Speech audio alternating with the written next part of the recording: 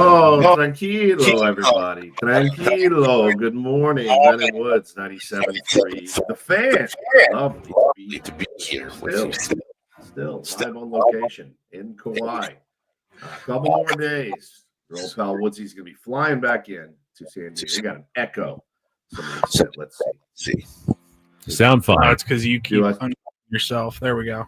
No, are we good? Okay. We're fixed. Cool.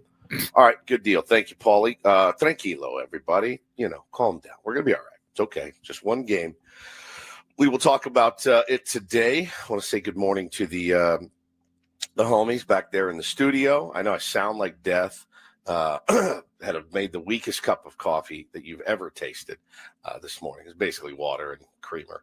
I'm Woodsy. Paul Reindel's our executive producer. Good morning, Paulie. Hey, how are you?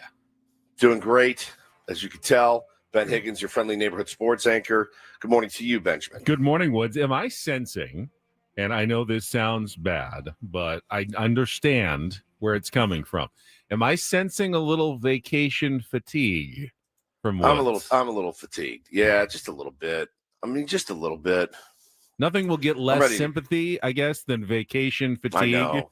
But it is like a real thing. I don't know that I could go away for as long as you have and not start to get a little stir crazy.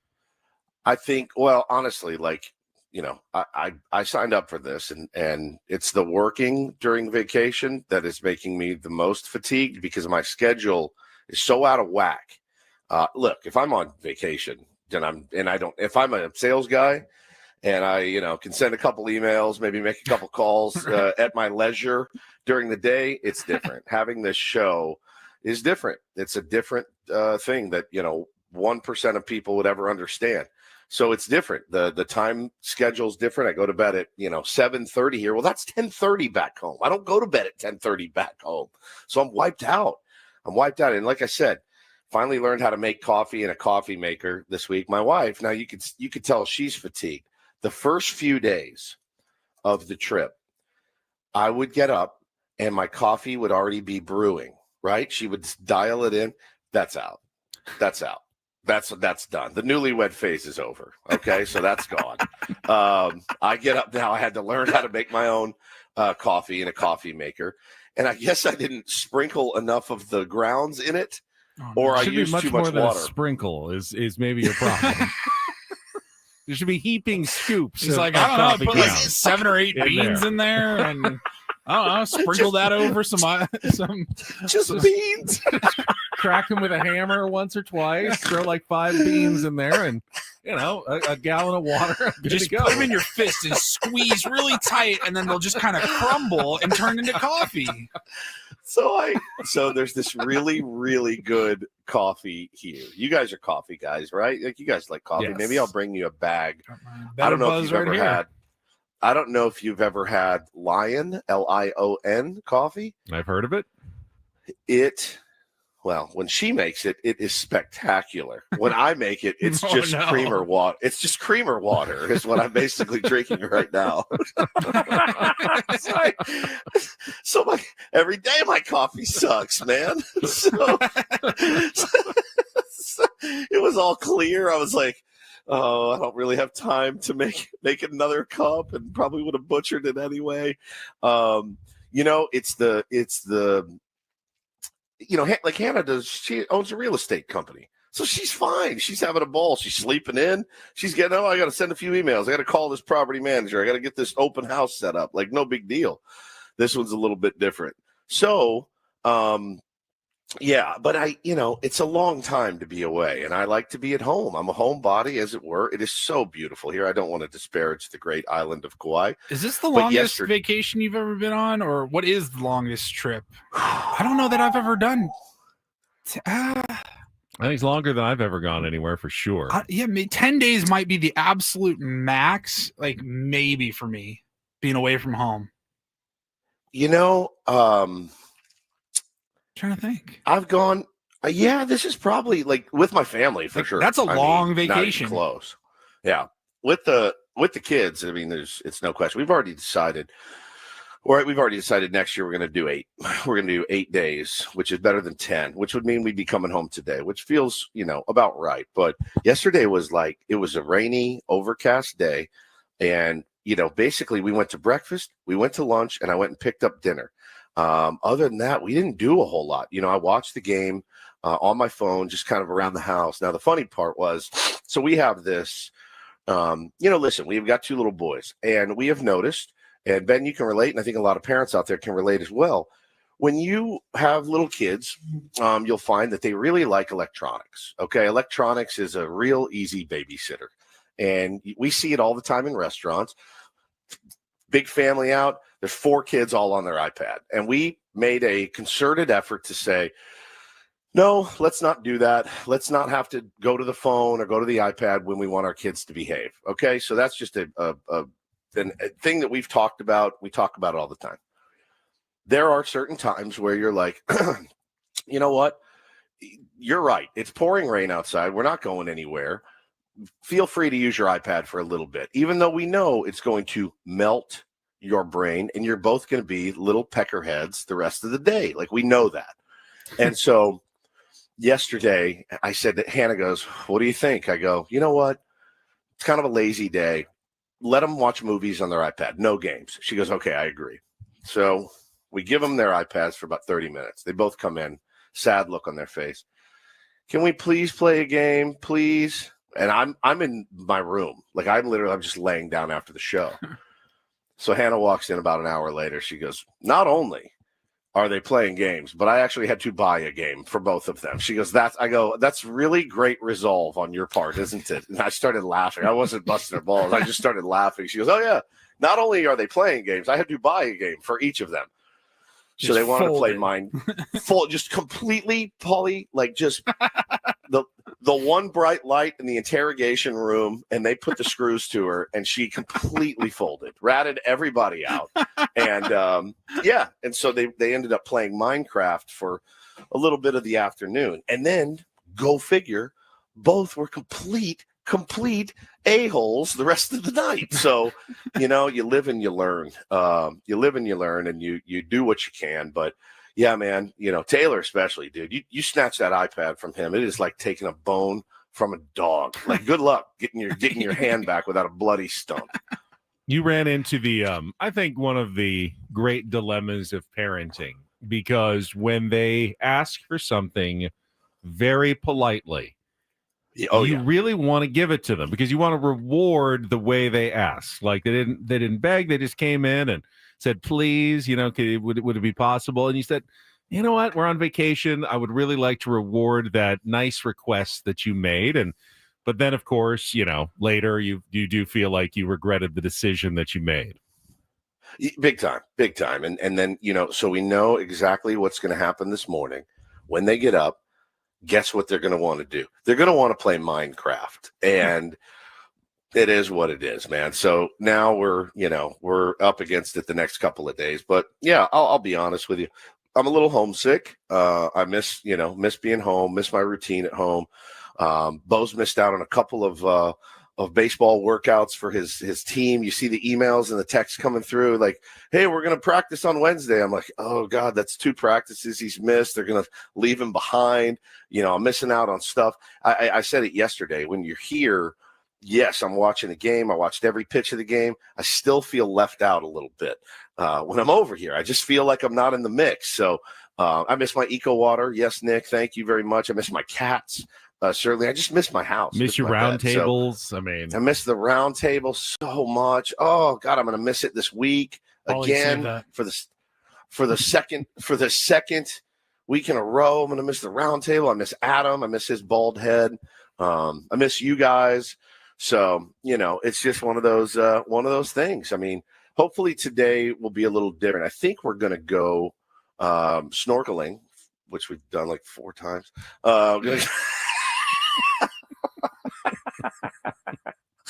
So we're gonna go snorkeling.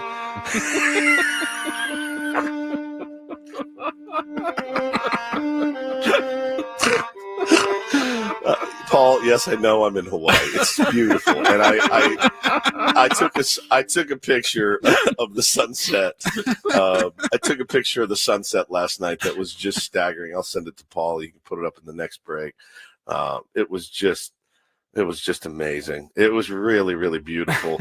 But yeah, I'm just homesick, dude. I miss home. I like being at my house. It's kind of what I live to do. I like watching the games on a big TV, not on my telephone. I can't watch it on my iPad here because they won't let you watch it on Wi-Fi. It's weird. This has been cool though.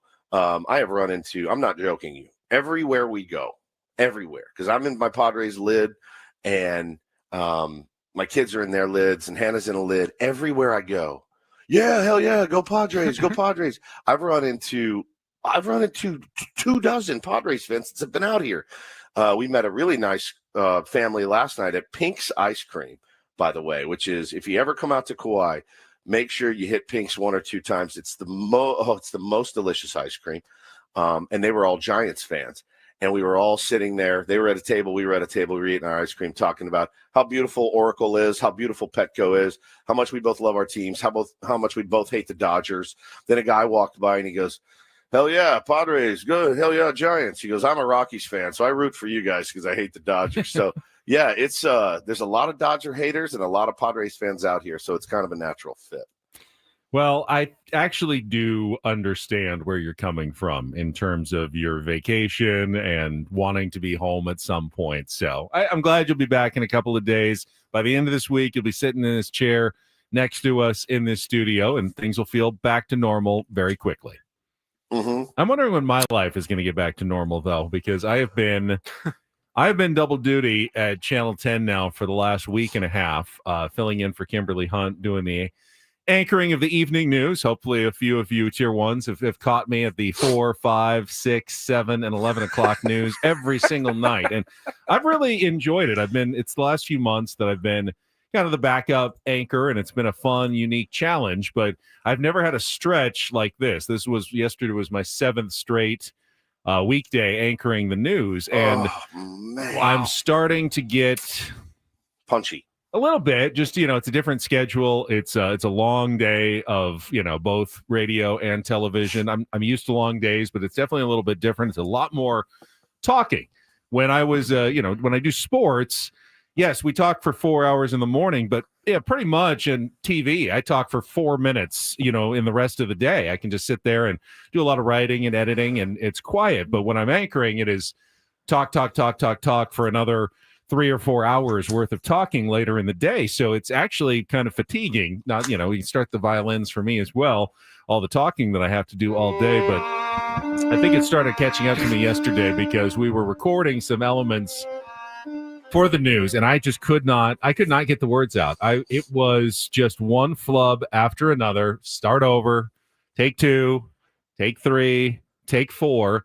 One of our longtime producers, Michael, said, and he laughed, but he said, I don't think I've seen you flub that much in 20 years combined as you did just yesterday alone in recording one show of the news. And I go, I think I'm starting to feel the grind here of doing both of these jobs for 2 straight weeks. No question, Ben. There's no question that's what it is, man. We have a clock, a battery. The human body has a battery, and the battery needs to get recharged. Now, I will say, for me, the battery is recharged like a MFer, dude. I'm as relaxed and rested as I've been. I relaxed yesterday. I didn't do a damn thing. I didn't have to go anywhere other than a delicious lunch at Kenji Burger, which was fantastic. Ooh, that sounds good. It was I had a katsu chicken bowl that was just ungodly with spicy slaw. It's like fried chicken, Hawaiian fried chicken, Japanese fried chicken. Oh my God, it was delicious, man. And, my body is recharged, but I was thinking about that the other day. I was in the shower and I was thinking, you know what? I was thinking about you while I was in the shower then. You were? And I was. And I thought, that dude used to flub so much, and he doesn't really flub much anymore. A couple, here or there. Maybe we just don't call them out like we used to, but we've had some all-timers. 3, auto 2, roan 1. rates. But remember, live on the air, he'd say auto roan rates. Like, he would flub and flub and flub. And now you're just, I think you've locked it in. But yeah, man, I can totally see how you're just absolutely cashed and you don't, it's just hard to do. I could not say the word redistricting yesterday. Redistricting. Yeah, that was one of the big stories with what's going on in Texas and voting on redistricting. And I just could not say that word with, news anchor authority. Redistricting. Right. It was so hard for me last night. Now, I will ask, why don't we have those raw clips of that last night? Michael couldn't send them over. Yeah, you need someone kind of sitting there editing and, pulling every single mistake I made. We'd have an entire new segment of Ben's Flubs just from yesterday. Fortunately, really none of them made the air. When I was live, I was okay. So there's something about, and KG said it in the chat, F it, we'll do it live. Something about being live that changes your mindset a little bit. When I'm on tape and I know that it's not, the red light is not necessarily transmitting out to everybody, there's something in your brain where you just let down just a little bit. But when you know it's live, somehow you just lock in a hair more, and I make far fewer mistakes when it's live now. And I do think, changing my sleep schedule, just an hour extra sleep has been big for the lowering of the flubs in the last year and a half or so. Yeah, no question about it. Maybe we can revisit some flubs today, some of our favorite flubs, because, since it's in the news and stuff.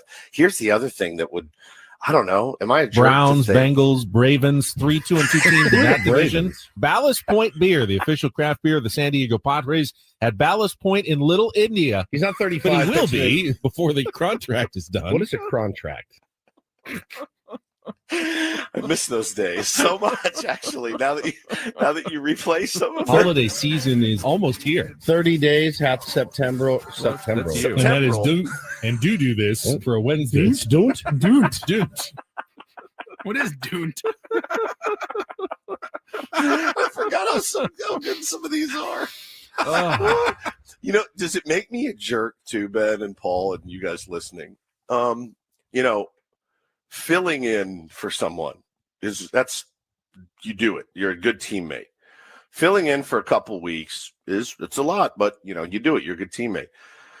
I'm assuming that an anchor makes more than a sports guy. So there should be some sort of little boost, little bump, some sort of point. There should be something where they're like, hey, here's a little something for the effort, Benjamin. I've gotten a couple of very nice pats on the back for the effort. I mean, ultimately, pat on the back. You're absolutely right. If you're filling in for a higher position that pays more for more than I don't know, a day, but even if it is a day, let's be honest, you should get that rate. I don't know. When Bryce Johnson gets a start for Fernando Tatis Jr., if they want to give him a day, do they pay Bryce Johnson the Fernando Tatis Jr. rate? They are both. He's not a day laborer. Yeah, they are both MLB outfielders. Well, I will say this, Benjamin. If Fernando Tatis Jr. gets hurt, then Bryce Johnson gets hurt, and they have to bring up Trenton Brooks again to go out and play the outfield, guess what?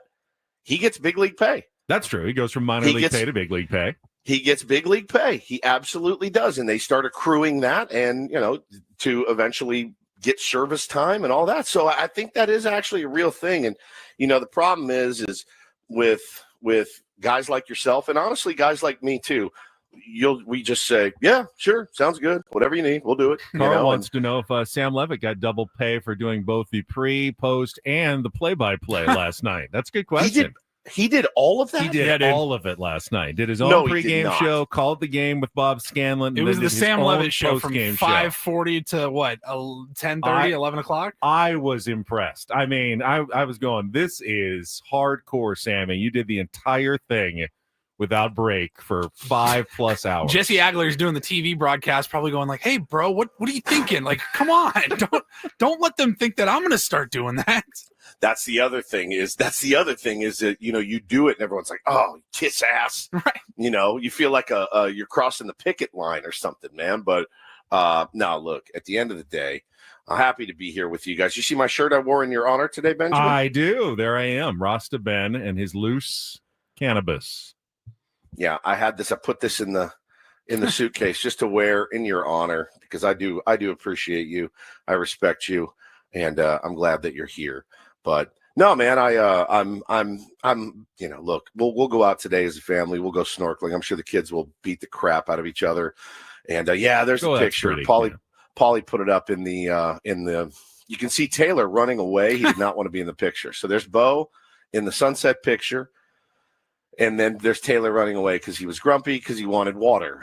And we had left the water at the house when we went to look at the sunset. And I said, hey, if you keep crying for water and asking for it, it's not going to make it materialize any faster. But that's literally the view, guys. That's 100 yards from our house. We walked down. We've spent a lot of time on that beach. That beach is where we were when we got evacuated. It's Hanalei Bay. See in the background that little mountain range that with the snout that looks like it in the water. Yeah. That's Puff the Magic Dragon, buddy. That's that's so it was written here, in a land called Hanalei. Greg, just to make Puff was just the name of the boy's magic dragon. Are you a pothead fucker?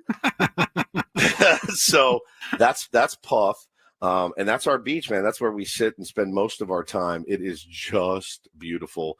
And so, yeah, no complaints, man. But I am, San Diego's damn near just as pretty. So I'm ready to get back in the routine and back in the studio with you fellas. But, yeah, listen, we've been delaying it. We got a Padres game to talk about. Certainly it did not go well last night. JP Sears, we can talk all about that. And just not a real good showing in the first game in Arizona last night. Well, speaking of getting back to work and fill-ins, I believe we've got Kelly Danick back with traffic. We'll take a quick look at what's going on the roadways this morning, set your menu, and then we're off and running here with Ben Woods on a Tuesday morning on 97.3 The Fan. From the 855 Get Ross Traffic Center, protecting San Diego after accidents or injury, here's Kelly Danick. Traffic is sponsored by Islands Restaurants. Good morning. Couple things starting us off. One of them is a collision on southbound 15 right before the 76. Couple cars involved there over the right shoulder. Accident has just cleared on South 15 near the 163, so speeds are looking good there. We've got a surface street accident in the College area. This is intersection of Colwood Boulevard at Montezuma. You may find lanes blocked there. Islands Restaurants, summer refreshment, paradise ambience, and the best burgers in town, like the Big Wave with cheese and fresh cut fries, $10 now for a limited time only. Visit one of our Islands Restaurants throughout Southern California today. Dine in only. I'm Kelly Danick with Ben Woods, San Diego's #1 sports station, 97.3 The Fan. All right, little surprise early. I waited all show yesterday. Not going to do it today. I'm going to give the early risers a chance to win Padres Red Sox tickets for Friday right now. Be the sixth caller at 833-288-0973. In the chat, on the app, start dialing 833-288-0973. You can win 2 tickets to the Padres Red Sox game this Friday to open the series. It is Cocktail Fest at Petco Park from the time the gates open to the first pitch at 6:40 with $5 drink specials and live music in Gallagher Square. You can visit Padres.com/tickets to get your own seats for Padres Red Sox on Friday night. All right, coming up, our Padres crap up. Yes, it was a bad game by JP Sears. Is there a bigger concern about the Padres back end of the starting rotation now that Ryan Bergert and Stephen Kolek are both gone? We can talk about that coming up as we discuss last night's game, Woods. Also, got a very positive update on Michael King. We'll hear from Mike Schilt, what he had to say about the potential return of the Padres pitching ace, maybe sooner than we all expected. Talk about that in our 7 o'clock hour. And then at 8:35, Jesse Agler will join us from the Valley of the Sun doing TV this week, but he will check in as he always does on Tuesday to talk Padres baseball in and around that. The rest of our regular features like Don't Do This, Take on Woods, and the Rundle Report, all coming up between now and 10 o'clock. You ready to go, guys? Let's do it. Ready to jam. All right, Paulie's going to pick a winner, and we are off and running. Let's do this on a Tuesday on San Diego's #1 sports station, 97.3 The Fan.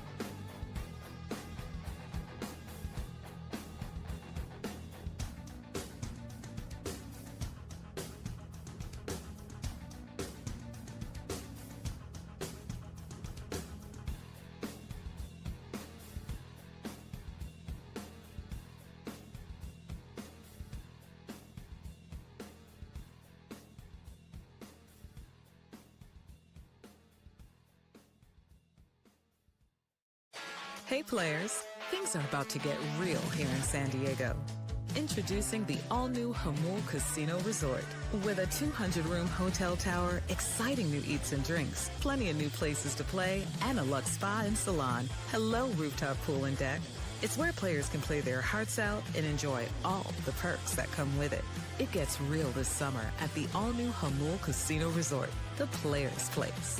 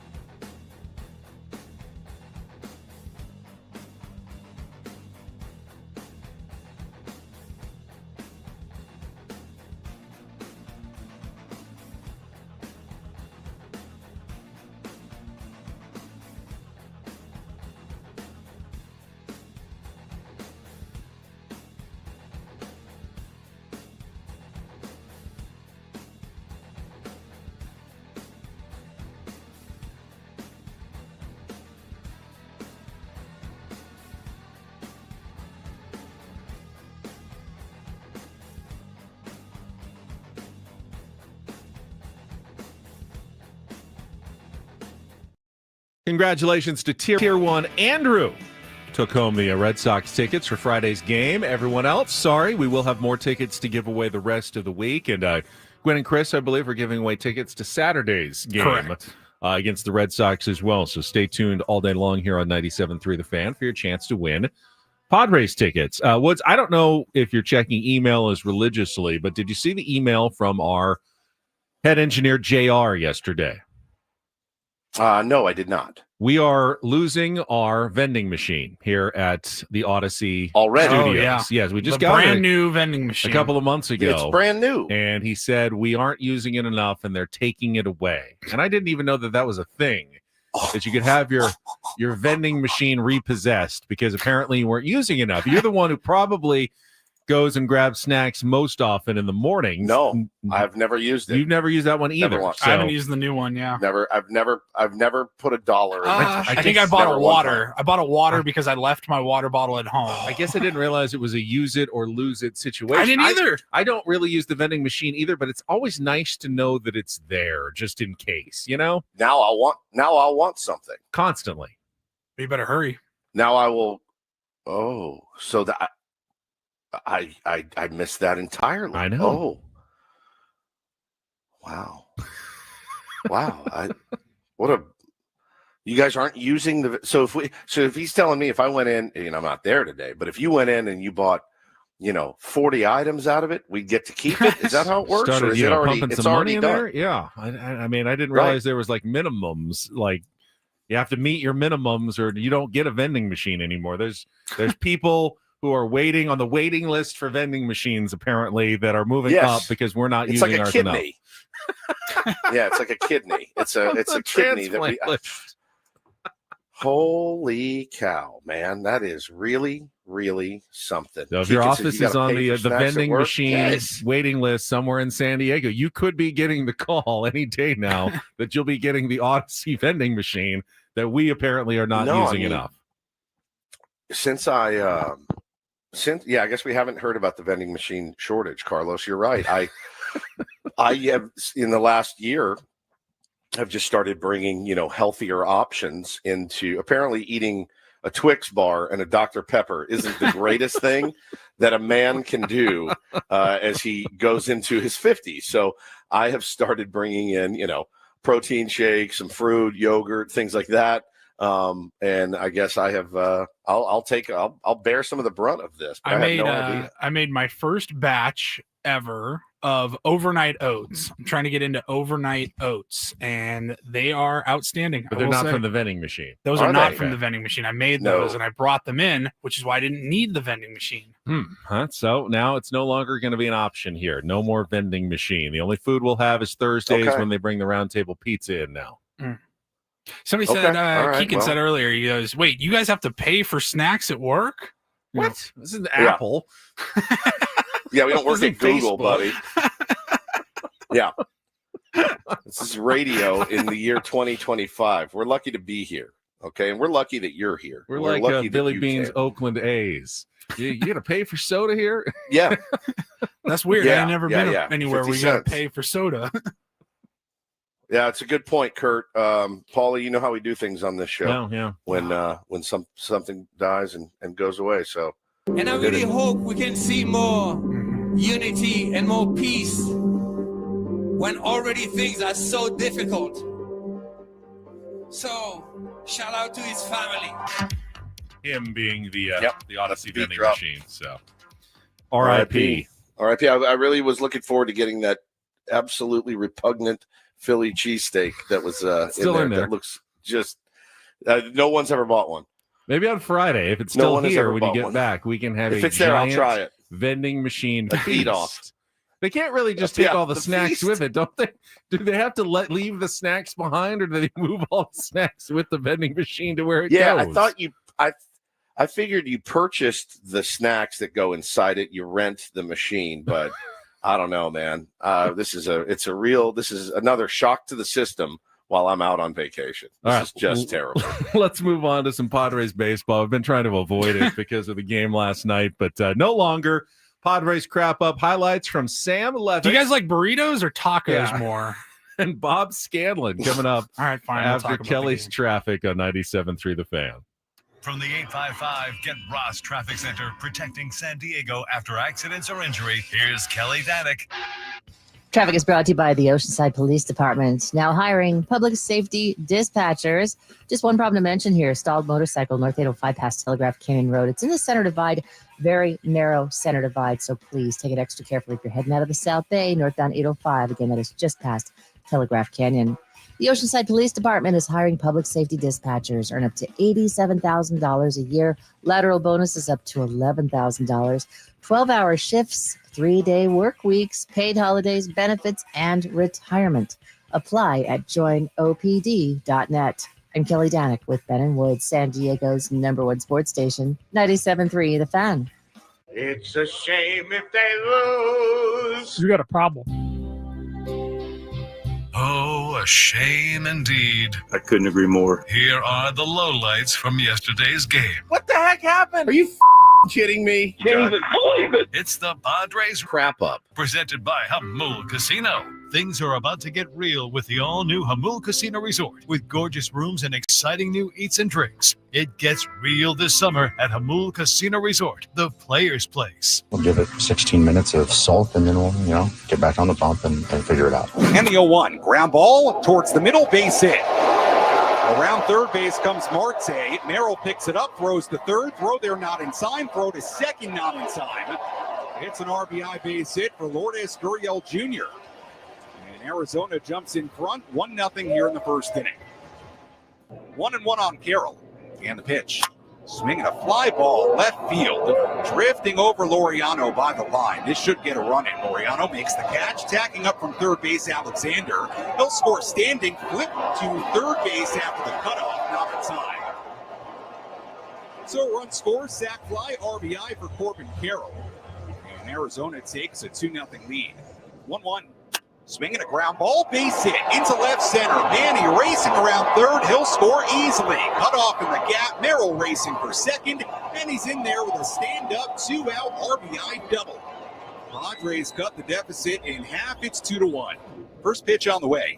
Swinging a high fly ball into left. Going back, Laureano. He's looking up, and this one is way gone. Tyler Locklear, his first home run as a Diamondback. Just like that, Arizona gets the run right back. It's 3-1. Here's comes Seth. First pitch to Carroll, swung out, fly ball, right field, pretty well hit. Fernando's going back. He's not going to get there. It's going to be off the wall. One run is in. Here comes the throw to second base. Carroll is safe with a double, and Diamondbacks have a 4-1 lead as Barossa scores on the double by Corbin Carroll. Sears working out of the stretch. Pitch. Little pop up towards right field. Jake's coming in. The outfielders are coming in. It's going to land in for a base hit. Another run is going to score as Fernando finally gets to it at no man's land. He throws home. And on the play, Marte scores. 5-1 Diamondbacks here in the fourth.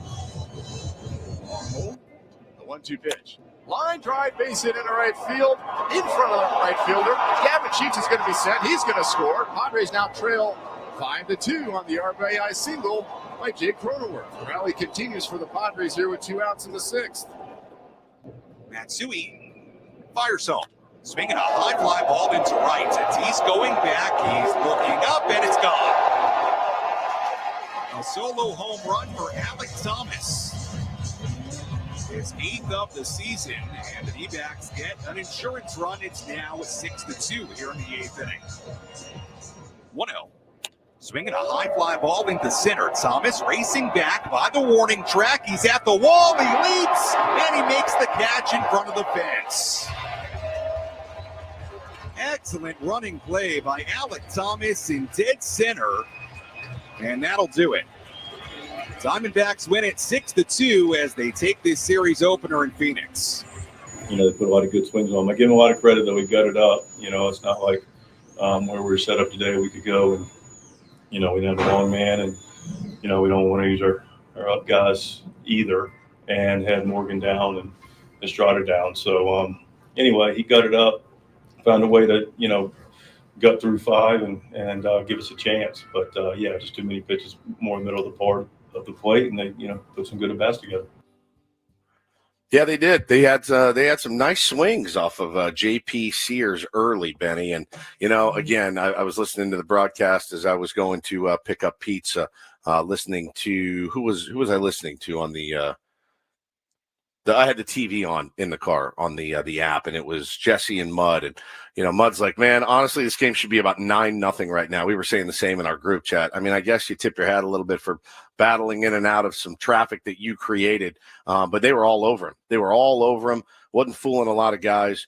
Early had really good swings on him, and yeah, man, couple runs each inning it felt like, but kept him kind of in the ball game. Made it through 5 innings, but yeah, not great. I got this tweet from at KGG169 during the game. just to me, at Ben Higgins SD.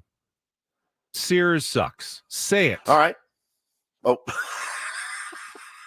Is this like a Breaking Bad situation that like I need to say it specifically on the air, Ken, to make you happy that Sears sucks? He sucked last night. I mean, he was bad. Yeah, it was arguably one of the worst starts of his career. He had never given up 10 hits, gave up 10 hits in 5 innings.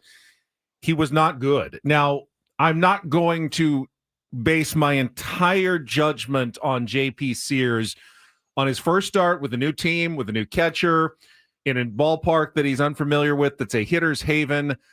I'm just not going to do it. I'm not going to say, well, let's release JP Sears. He's probably going to be a part of this Padres rotation for the next couple of years going Minus forward. the probably. But he's probably your 5 next year. Whether or not you're going to be able to rely on him the rest of the season is a big question. He may go back down to AAA as soon as today. I certainly saw some speculation with Nestor Cortez going to pitch on Wednesday, and we'll get that update from Mike Schild on Michael King, but with the chance that Michael King returns to the rotation soon, Randy Vasquez could always come back up. There's no need to continue to throw JP Sears if you don't have confidence in him. They picked him up, though, because they wanted him. In fact, I was reading this morning in The Athletic that when A.J. Preller started trade negotiations with the A's about Mason Miller, the conversation really started about JP Sears, and then it escalated to include a massive deal with Leo DeVries and Mason Miller. But originally, it was AJ targeting JP Sears as a left-handed back of the rotation option, controllable for the Padres. So AJ he wasn't a throw-in. He likes JP Sears. He sees a future for JP Sears with the San Diego Padres. So let's not just throw JP Sears onto the scrap heap of, well, we tried him once and, hopefully we never see him again. That's not the case, and that's not what's going to happen here. And you saw little glimpses, as you said, Woods, when he battled out of some jams and got some swing and miss and strikeouts. There were some glimpses, and he did at least one thing that the Padres absolutely, positively needed JP Sears to do. He didn't win the game. He didn't hold them in check at all. He probably should have given up, as you said, 8, 9, 10 runs. But he finished 5 innings. He allowed the bullpen to only use Wandy Peralta and Yuki Matsui. Everyone else got a rest that kind of needed a rest, and everyone's going to be fresh that you want to be fresh going into Game 2 of this series today. And at the very least, if you're going to take an L, you didn't compound it by having to be pulled in the game after 2 1/3 innings. So at least JP Sears got through 5. Yeah, I mean that's really the only thing that you can look to and say that job well done on that. We absolutely had to have it, but yeah, I would expect him with the options that he has, Benny, and the news that Michael King's coming back and Nestor Cortez is coming up. You got to maneuver some things around, so I would expect him to be out. And would Nestor take his place on the roster then? Is that how that Nestor's would work? already on the roster, so Nestor's they would probably bring up a Hoeing or some other long bullpen option that in case you do have to pull Darvish for whatever reason early in the game, you wouldn't have to go to Mason Miller in the 3rd inning if you were down like 4-1. So I would think that there's a possibility you're going to make a move like that before the game today. We'll see what A.J. Preller decides to do, but it does at least beg the question. Like, one concern when you trade Ryan Bergert and Steven Kolek, who have provided a lot of good, useful innings for you this season out of the starting rotation, will you have a shortage at the back end of your rotation? Right now, you've got 7 starting pitchers. If you think Michael King is coming back, you've got King, Cease, Pivetta, Darvish, Sears, Cortez, and Randy Vasquez in the minor leagues right now. So, should be able to find 5 guys who can make regular starts out of those 7. But if JP Sears isn't reliable, we don't know what we're going to get out of Nestor Cortez. He's only pitched twice this season.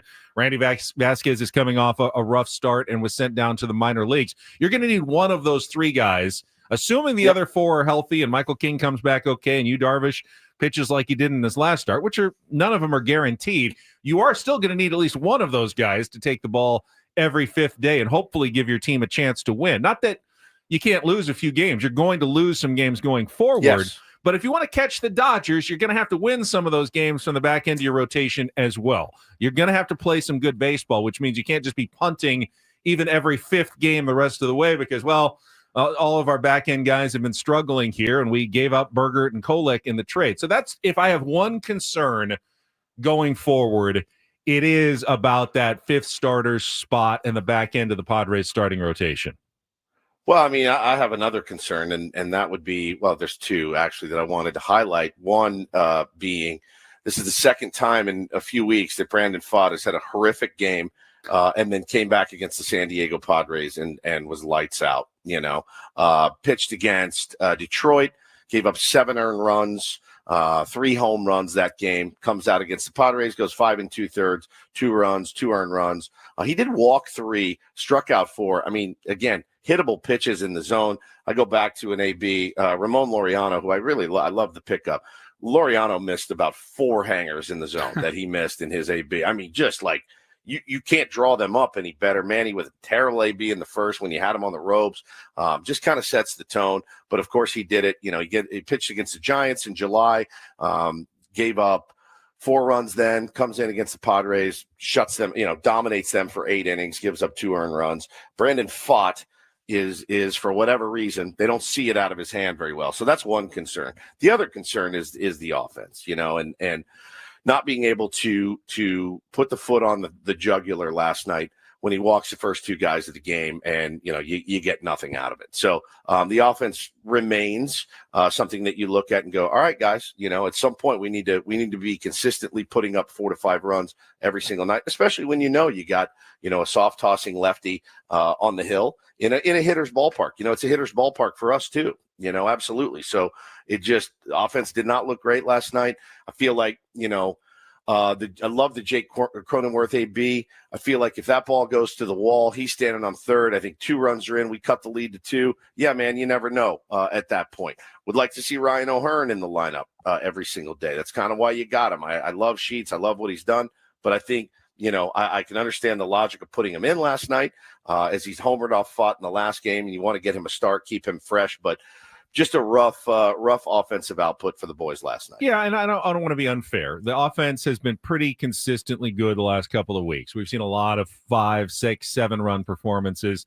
This is more of the outlier lately than the norm. It used to be the norm, and the outlier was when they scored 5 or 6. Now it's kind of flipped, so you're still going to have games like this. And yeah, for whatever reason, Brandon Pfaadt just seems to be a bit of Padres kryptonite. Has been since he came up, as a rookie. He just always seems to give the Padres problems. Bob did have some good skanalysis at the end of the game, though. I was listening on at the end as they were wrapping things up, and he said when he came out, first couple of batters, Tatis and Arise, he was trying to get his sweeper and his changeup in, and he couldn't. And he walked both of them. I mean, you got to work to walk Luis Arise. You better be missing big to walk Luis Arise. And he did, and the Padres were set up well. James McCann, the catcher, then came to the mound, said something to Pfaadt, and he pretty much stopped throwing his sweeper and his changeup and went to the cutter and the sinker, which was much more effective. He got Manny looking on that backdoor cutter that came back across the plate. Manny was thinking, this is going to be a slider or a sweeper, tried to lay off of it, like he tried not to swing it, and he goes, yeah, you got me there. Gave that tip of the cap when he struck out, and the Padres did not cash in the first inning, and after that, Pfaadt looked really comfortable, as so many pitchers do when they get out of a first inning jam. They get that feeling like a little confidence going and start rolling, and he did actually pitch, I thought, pretty well. Yeah, there was a couple guys like Laureano who missed a couple of hangers, and there were, Merrill scorched that double. There were a couple of opportunities to score, but for the most part, it was a well-pitched game by Brandon Pfaadt, who just seems to own the San Diego Padres. I mean, the highlight of the night was obviously Manny's double. I've never seen a slide like that. I thought he was out by 15 feet, and for him to get his foot in there was bananas. And then Merrill ripping that double. I said, all right, now we're back in business, boys, and just was not to be. So going to toe it up again today. And need a big start from you, Darvish. Need the offense to come through. All right, speaking, Paulie has an RIP Odyssey vending machine graphic already up. All right, speaking of the pitching depth and the starting rotation, we'll get that update from Mike Schilt on Michael King and what is the next step in his return to the rotation coming up next year with Ben and Woods on 97.3 The Fan.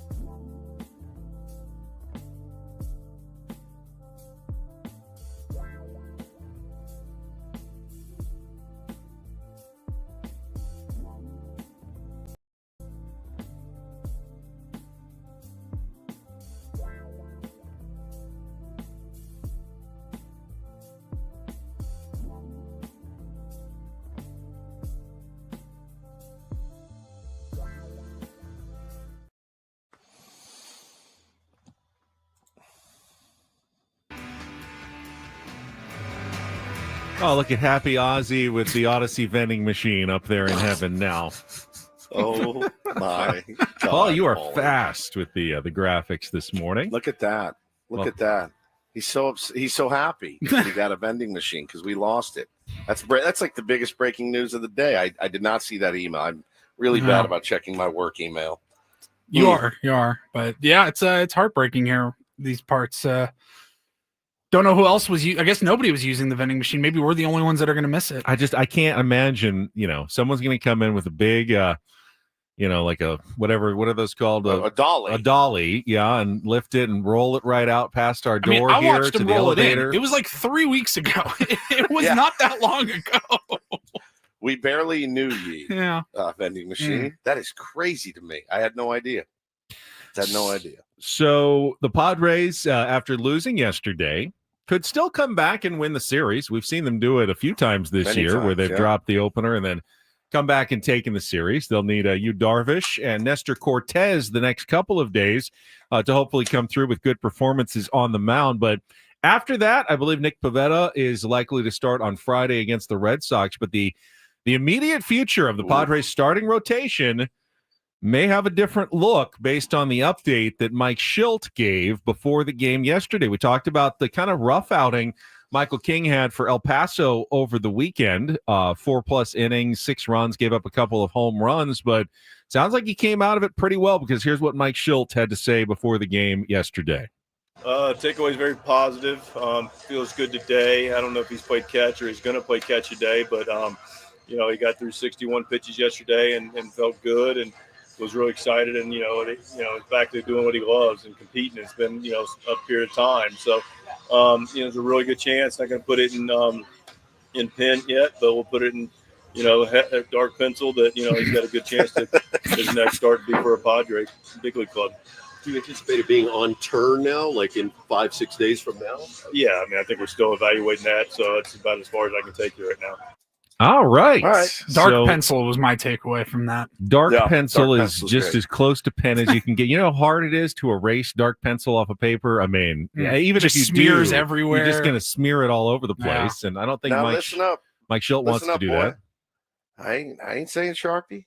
All right. I ain't even saying crayon. I'm just saying maybe dark or light pencil. He said it though, and there's no reason Mike Schilt would say it if he didn't think it was going to happen. He's plenty of times given us the old, well, hey, we'll wait and see. Let's play. We're playing it by ear.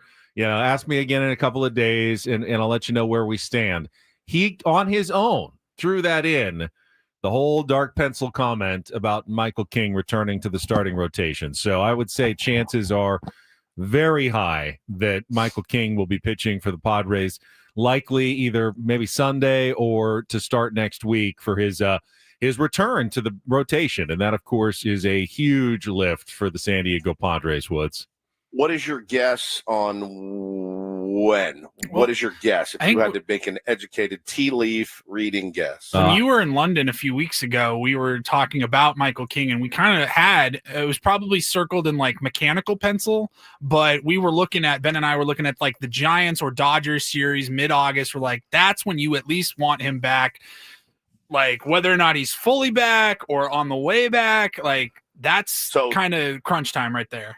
You think this weekend? I would say Sox? he would take JP Sears' next turn on Sunday more than likely, which would be against the Red Sox, which would then line him up to pitch in the Saturday game at Dodger Stadium in the following series. That would be my guess. Either way, he'll probably face the Dodgers, obviously, in that series, and then either the Giants or the Dodgers again in the one after that. But he'll have at least one under his belt before he has to go up against the Dodgers, which may be part of the thinking by the Padres that they don't want his first start back to be against the Dodgers. He wants to get a feet wet and feel comfortable at home before you go to Dodger Stadium for his second start returning to the rotation. Now, Wesley says King gave up 6 runs and 2 home runs at El Paso. And yeah, we talked about it yesterday. But let me remind you, Wesley, if El Paso stats mattered, Luis Campusano would be our cleanup hitter. He would be our cleanup hitter tonight against Arizona if they really took into account what happens down at El Paso. I've never seen a greater AAA player than Luis Camposano. I believe he's continuing to mash. And it's not simply the park effects, but when you're on a rehab start, your goal is not to win the game. You may not get hurt. It's also to work on whatever pitches you want to work on. You may not throw the pitch like you want it to get out. Like, I need to work on my fastball here. So even though I'm up 0-2 and I really should be throwing a slider, I'm still throwing the fastball because that's what I need to work on. So you don't really get a lot out of those numbers because you don't know how the pitchers are really approaching the start.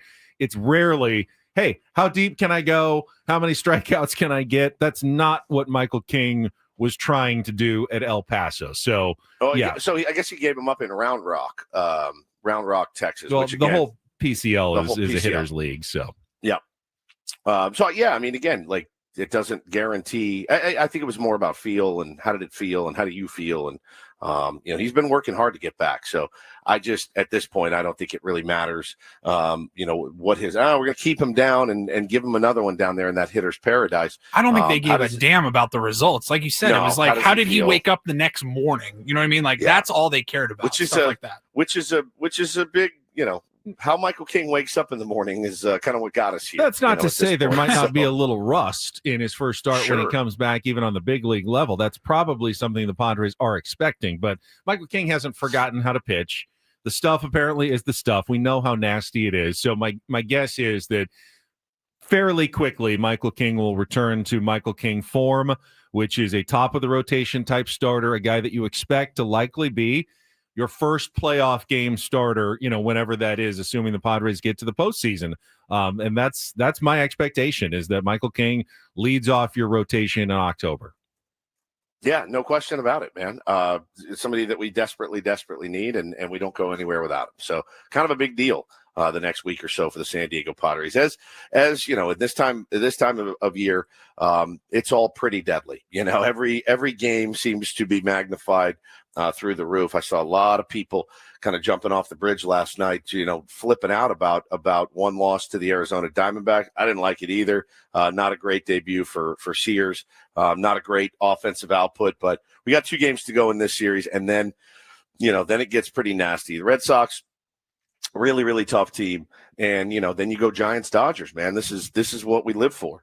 Boston won their 6th straight game, I think, yesterday. They are hot. The Royals. Yes, they did win their 6th in a row. By the way, the Diamondbacks won their 3rd in a row. Even teams that sold at the deadline, and Jesse and Mudd talked about it, it's not like they totally tore down the team. They still have Corbin Carroll, that Ketel top Marte. 3 of their lineup goes against anybody. Gurriel and Perdomo. They've got good hitters. They've Yeah. got, some guys they're taking a look at the bottom of the order, but if they get a hit or two from those guys, they're an absolutely dangerous lineup I'm to just face sick even of today. Brandon Pfaadt looking like Nolan Ryan against the Padres. It seems like every time.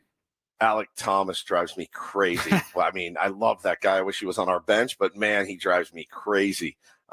Seemingly every time we play that dude, he's coming up with a brilliant catch, brilliant hit. It's just like, God, what a little pest that guy is. But I tip my hat to him, man. I wish I was a 100th of the ball player he is. But yeah, man, they're still a good team. They got a great manager, as we know, Torey Lovullo. So yeah, they're playing for pride right now. Yeah, just keep in mind, as you look and you fan the rest of this season, take it in week-long chunks. How have the Padres played over a week? They're not going to win every game the rest of the season. They're not going to win every series the rest of the season. Even great teams are going to have series losses, especially on the road. So, yes, it was a loss.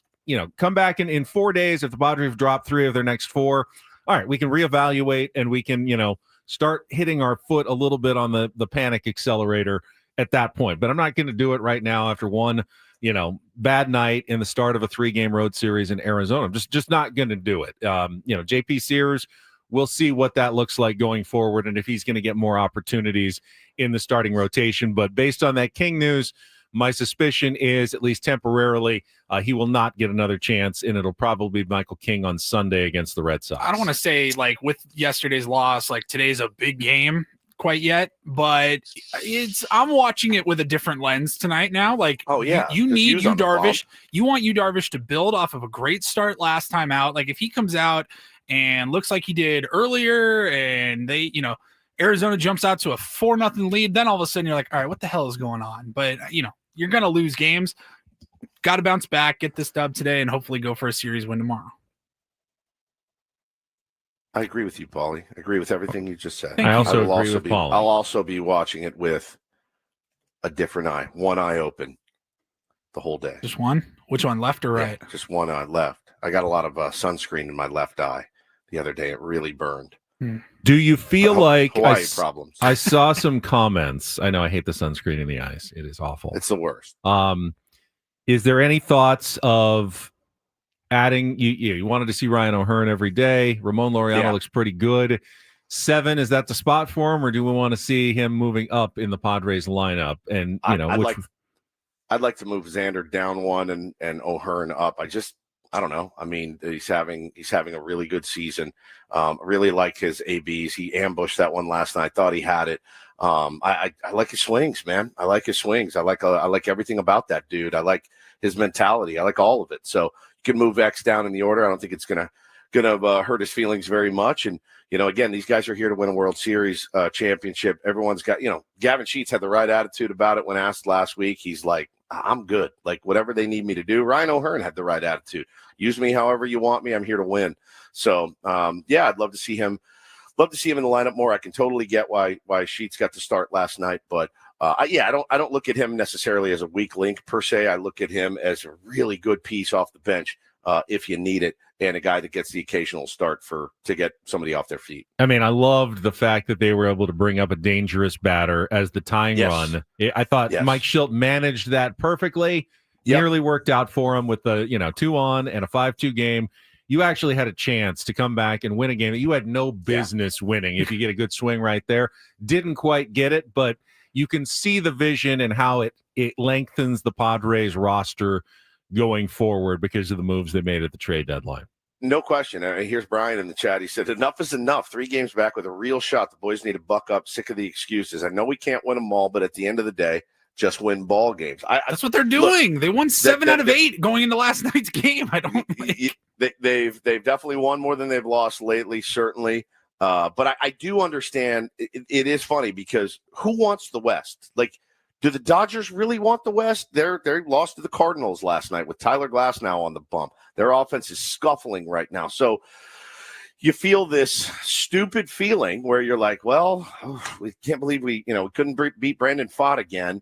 Well, at least the Dodgers lost too. You're not losing ground. You're not making up any ground, and that's a frustrating part. So I feel you, Brian. I do feel that. I will tell you, with 49 games to go, there's going to be a lot of losses in there. There's going to be a lot of losses in there, and just hopefully not more than we think. They do need to win a ton more than they lose, obviously, if they want a chance at winning the West. And it just feels like it's really in there. It's really there for it. Like, this is no joke. If they go 40-9 the rest of the way, we can't be throwing our arms up in the air all 9 times the rest of the year going, oh my God, what's wrong with this team? Do they even care? I mean, it's going to happen. There's going to be some losses the rest of the way. Let's see what happens tonight. I do think, as Paulie said, let's see how they bounce back tonight. But it's true. Zach says we just refuse to win when the Dodgers lose. Doesn't matter if we're playing a bad team. Yeah. It's so They've gone from 8 back to 3 back. So clearly they've won quite a few times when the Dodgers have lost over the last month and a half. So they have made up some ground. They need to make up some more ground. We will talk about it. Look at the rest of Major League Baseball coming up at the bottom of the hour. Don't Do This is next, though. And I had a startling revelation yesterday that I may not be as good of a Padres fan as I thought I was over the last 50 years. I was absolutely stunned, and I'm curious to see how many tier 1s will be stunned alongside me coming up next here with on Don't Do This on San Diego's #1 sports station, 97.3 The Fan. First, though, I was also stunned at how quickly I lost weight with SDFatLoss.com 2 summers ago when I went through the program. In 60 days, I lost 40 pounds, which is pretty much what they told me I was going to do when I met with my counselor for the first time, and they explained their program that required no injections, no exercise, and no prepackaged meals. They said pound of fat per day, 10 to 20% of your body weight. You'll have a couple of days. If you cheat, it's okay. We can get you back on track. And that's exactly what happened for me. Went through the summer, had a little vacation, put a couple pounds on, lost it again, and by the end, I was a brand new person. You can go through the same process I did right now by going to sdfatloss.com, getting a free consultation, and signing up for their weight loss program and get $200 off now in the month of August. Summer sale is back on, $200 off. It's going to change your metabolism. It's going to change your life the way it did for me. My knee pain, my back pain pretty much disappeared entirely after I lost the weight. It was so huge, and I've been able to sustain that weight loss because it was based on real foods, not shakes and bars and mixes. I can't recommend it highly enough. So many tier ones have followed in my footsteps. They tell me their success stories all the time. You can be the next one by going to sdfatloss.com. That's sdfatloss.com. Results may vary.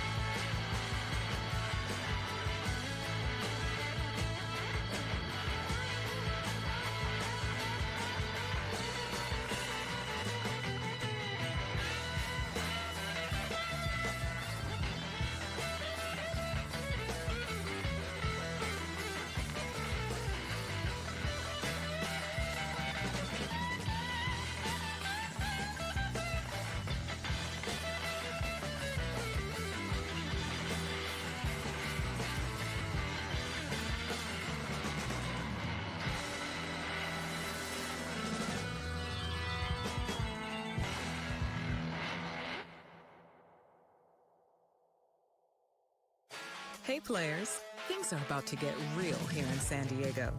Introducing the all-new Hamul Casino Resort.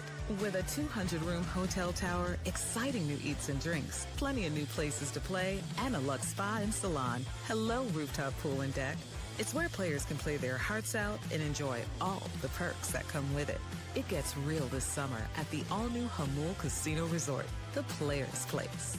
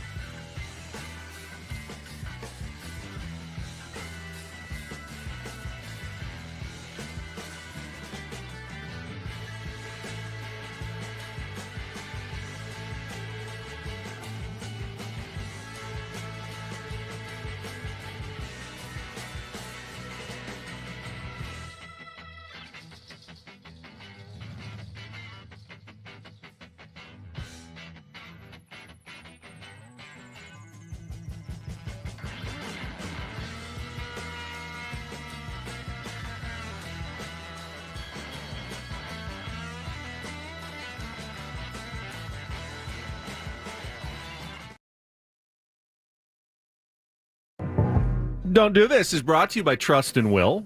Don't. Leave your entire estate, house, kids, and life savings up to chance if and when you die. Do. Set up a Trust or Will online at trustandwill.com.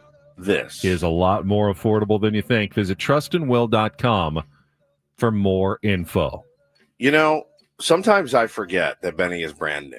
He's just brand new. We say it about Taylor in my house. He's just brand new. He's just a brand new, sweet, sweet little angel. I don't think you've been here before, Ben. The turnip truck is just pulling away. Just fell off of it. I think this is your very first time on the planet. And Ben sends me and Paulie this yesterday. My mind was just blown on a dumb Instagram post.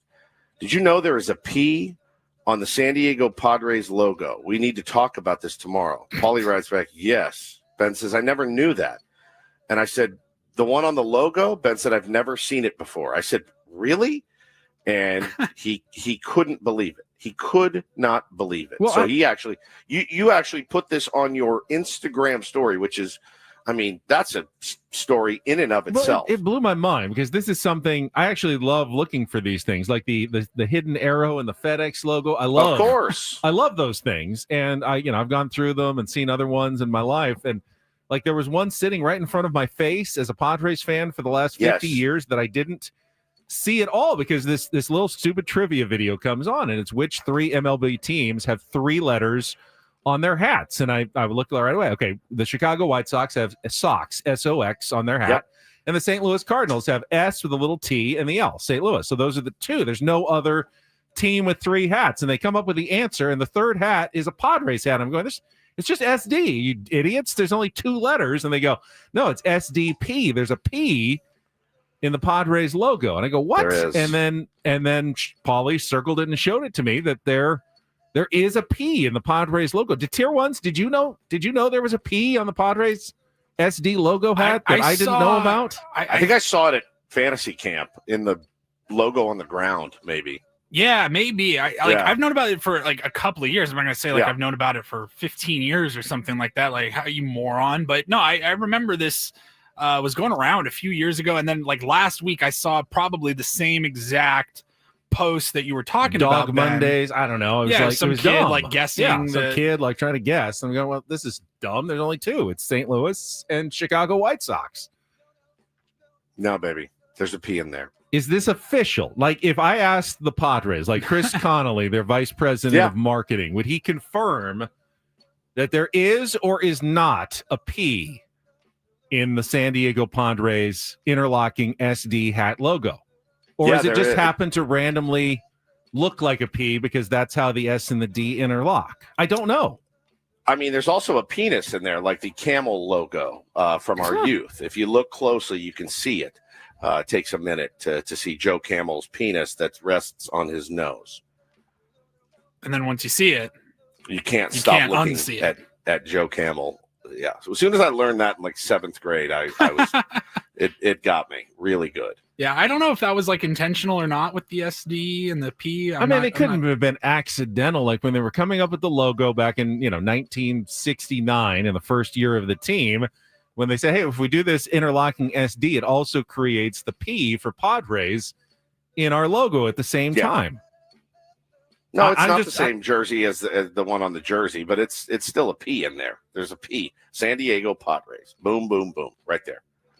If you're not looking at our YouTube stream, yes, where the D and the S intersect, it creates a P effect in the middle of the Padres logo that There's a big never P right on the D. I've never big seen. P right on the D. I've never seen in my life that was there. Yeah, sure is. You're a sweet kid. And you all knew this. Not everybody in the chat. I'm looking. There's definitely some debate in our YouTube stream chat right now. People who did see it, people who never saw it, people who don't believe it's real, even after looking at it right now, that it's just an accident and it means nothing at all. Ben will not rest until he decides that the majority of the people did not know about this. Yeah. Yeah. It's got there. It's there. You can see it. I'm still stunned. I know you are. I really am stunned about this. Yeah. You're a sweetheart. It's just staring me in my face my entire life, and I never saw it. He's just staring right at you. S and D. Yep. All I see is SD, and there's a P. Now I'll never not see it. Yep. Now you know. Genius marketing. You're up. Angela says there's also a G in the San Francisco Giants hat, which I also have not seen. So this was like a few years ago. Like people pointed out, is it the Milwaukee Brewers has Oh, MLB, right? I think that is, or is it MIL? MB, and then it's shaped like a glove. Yeah. The MB, which is the best. And then It's so the good. Montreal Expos, it looks like ELB when it's an Right. M with red, Yeah. white, and blue. That was a cool logo as well. That's really, really cool. All right, I will move on to Logo a much chat. more don't do this classic type story. Former NFL running back LaShawn Johnson was convicted on 6 felony charges for, he's gone the Michael Vick route, the role in a dog-fighting operation and what is being considered one of the biggest busts in U.S. history. Johnson, now 54 years old, violating the Federal Animal Welfare Act. The government apparently rescued almost 200 pit bulls from this dogfighting ring.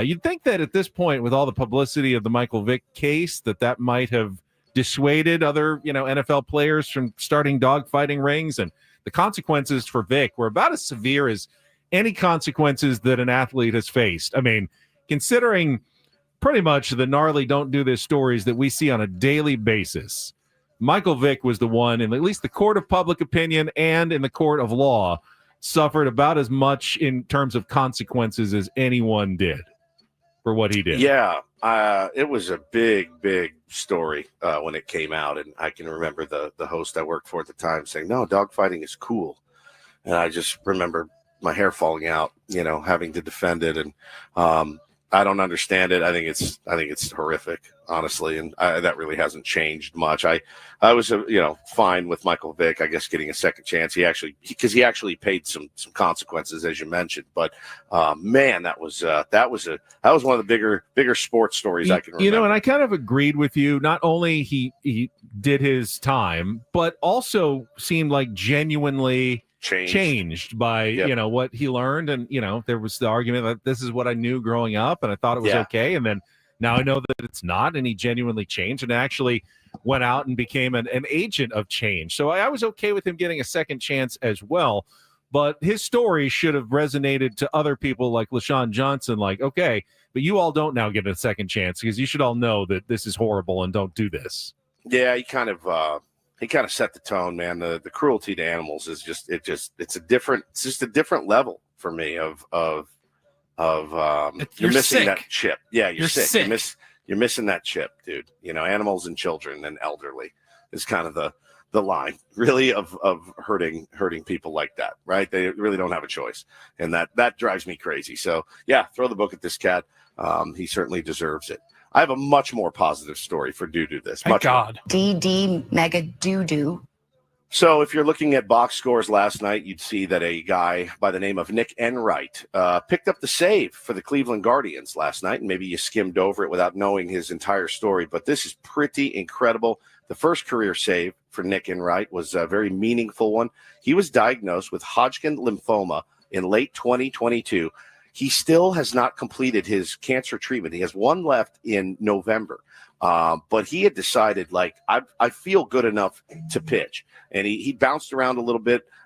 He had 4 rounds of immunotherapy in early 2023, made 9 minor league rehab appearances for the Marlins, got DFA'd, went to the Guardians late May, was pitching in Columbus, and again, has 1 round of cancer treatment left for November. He said this: I made the decision when I was diagnosed with Hodgkin lymphoma that I wasn't going to let it define my life and dictate how I was going to go about my life. It's something where, for anyone else who's going through something similar, I haven't just holed up in my house and felt sorry for myself this whole time. Goes out, gets a save last night, and he said he was showered by beer from his teammates in the locker room.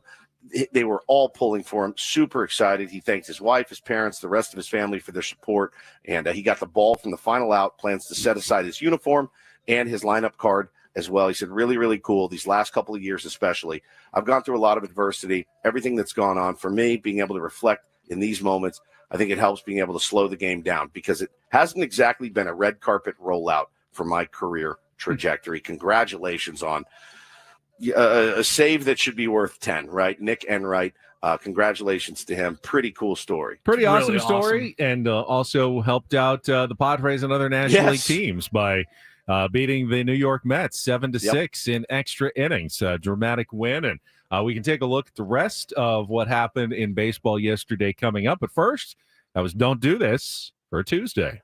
That was Don't Do This with Ben and Woods on 97.3 The Fan. Just a reminder, you can tune into the Manager's Report with Mike Schilt this Friday at 9 a.m. here on Ben and Woods. The Manager's Report is refreshed by Eco Water SoCal. Try alkaline water for just $9.95 a month. Eco Water SoCal, keeping it soft since 1925. He can bring his dark pencil to our conversation on Friday for things that he's pretty sure about, but not 100% sure about. Well, he will use that dark pencil to stab you in the throat. That's one thing I do know. Okay. That's one thing I can guarantee you. That's correct. Yeah, that's exactly right. Before we split, guys, real quick, if you're maxed out on credit cards, struggling with high interest debt, you can pay it all off in days with Loan Pronto's Rapid Equity Loan. You can get cash out now without touching your low rate first mortgage, which is huge. No appraisals, no waiting, no BS. The Rapid Equity Loan Program at Loan Pronto, pretty incredible. One of their clients got $300,000 approved in under 24 hours, paid off debt, renovated their kitchen, cut their monthly expenses by $1,800. Pretty big turnaround for them. They got instant approvals, low rates, no hard credit pull up front. That equity is your equity. Use it. Get cash out to consolidate all of your debt down to one easy, low monthly payment. Get yourself back to neutral. Call Loan Pronto now. Get a free instant appraisal for your home. See how much cash you could get out today. A+ rated by the Better Business Bureau. Google reviews off the charts as well. Call now to start the conversation at 619-207-4336 or go to loanpronto.com, 619-207-4336 or loanpronto.com. Equal housing lender, NMLS 1661781. On approved credit, NMLSconsumeraccess.org.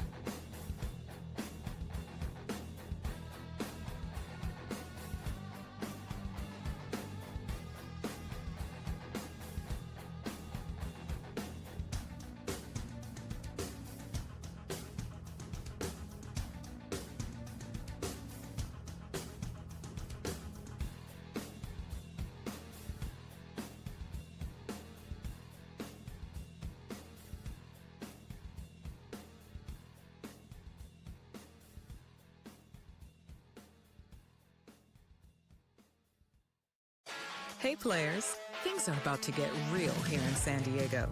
Introducing the all-new Hamul Casino Resort. With a 200-room hotel tower, exciting new eats and drinks, plenty of new places to play, and a luxe spa and salon. Hello, rooftop pool and deck. It's where players can play their hearts out and enjoy all the perks that come with it. It gets real this summer at the all-new Hamul Casino Resort, the players' place.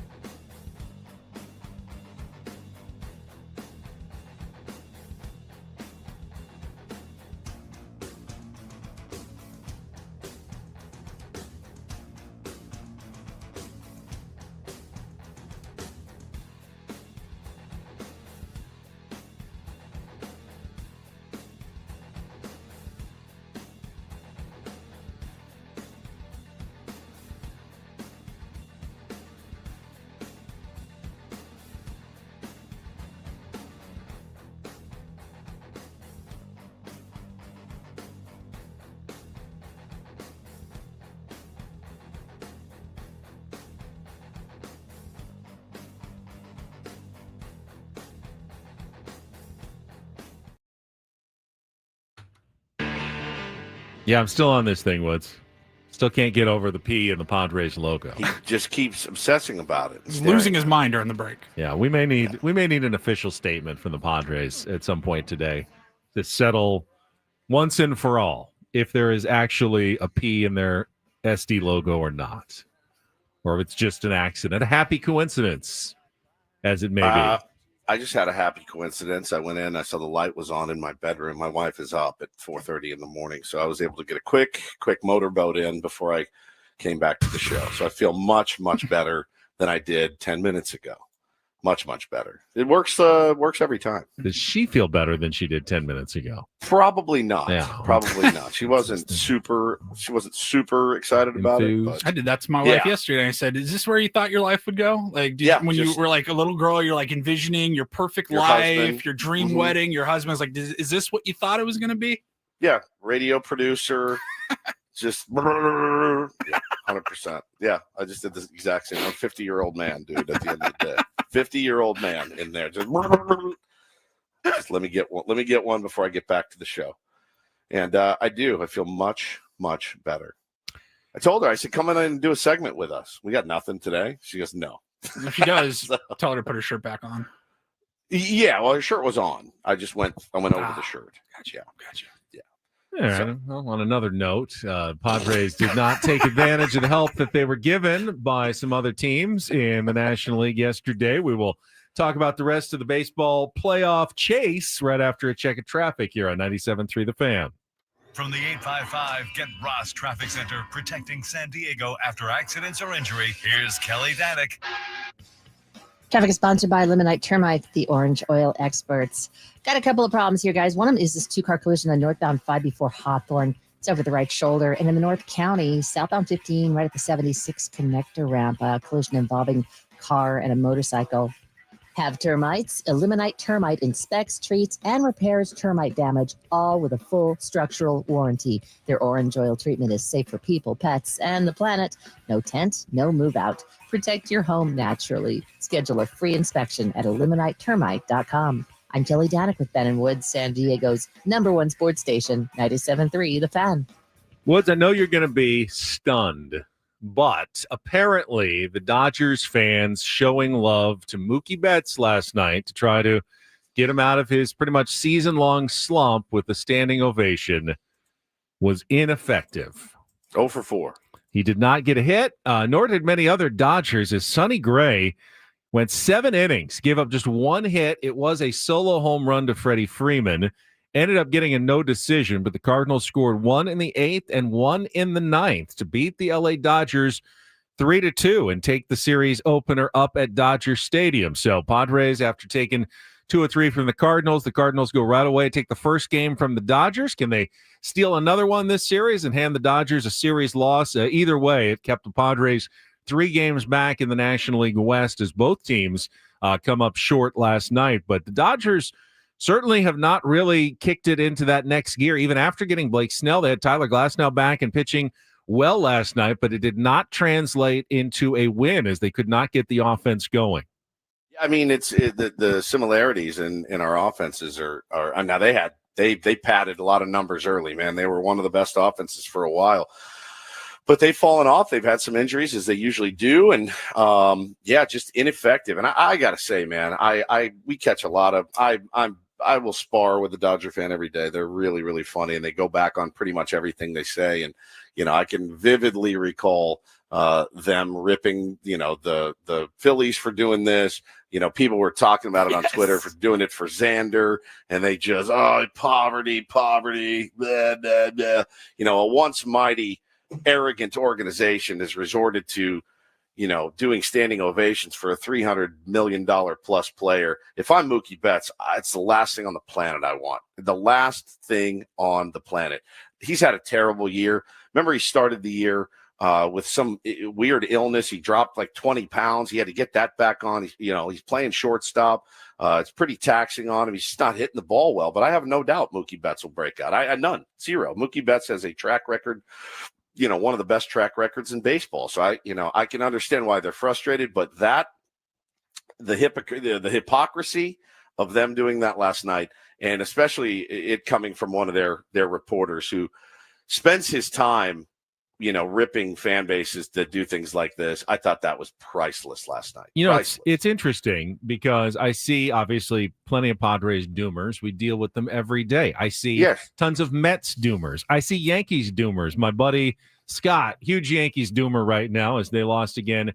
Walk-off fashion, Josh Young with a 3-run home run for the Rangers in the bottom of the ninth as the Yankees lost their 4th in a row. But they're still in wild card position. The Mets are still in wild card position. Yet all I hear from both New York fan bases is doom, doom, doom, doom. Padres lose, 1 to the Diamondbacks. You get the doom. I don't hear Dodgers doomers that much. They just remain arrogantly self-confident no matter what their team seems to do. I know they must be out there. Do you see them more? Because you interact more. So there are Dodgers doomers. Oh, big time. Okay. Big time. I see a good cross-section of the still. And listen, I honestly, I'm trying to put myself in their shoes this morning. And if it were me, I wouldn't be worried. And the reason I wouldn't be worried is that I would look at those guys that are anchoring my rotation. And I would think Tyler Glasnow, Blake Snell, Yamamoto's been fantastic this season. I look at those guys and I go, we're good. We're going to be fine. Freddie Freeman will hit. Mookie Betts will hit. Shohei Ohtani is Shohei Ohtani. He's a unicorn.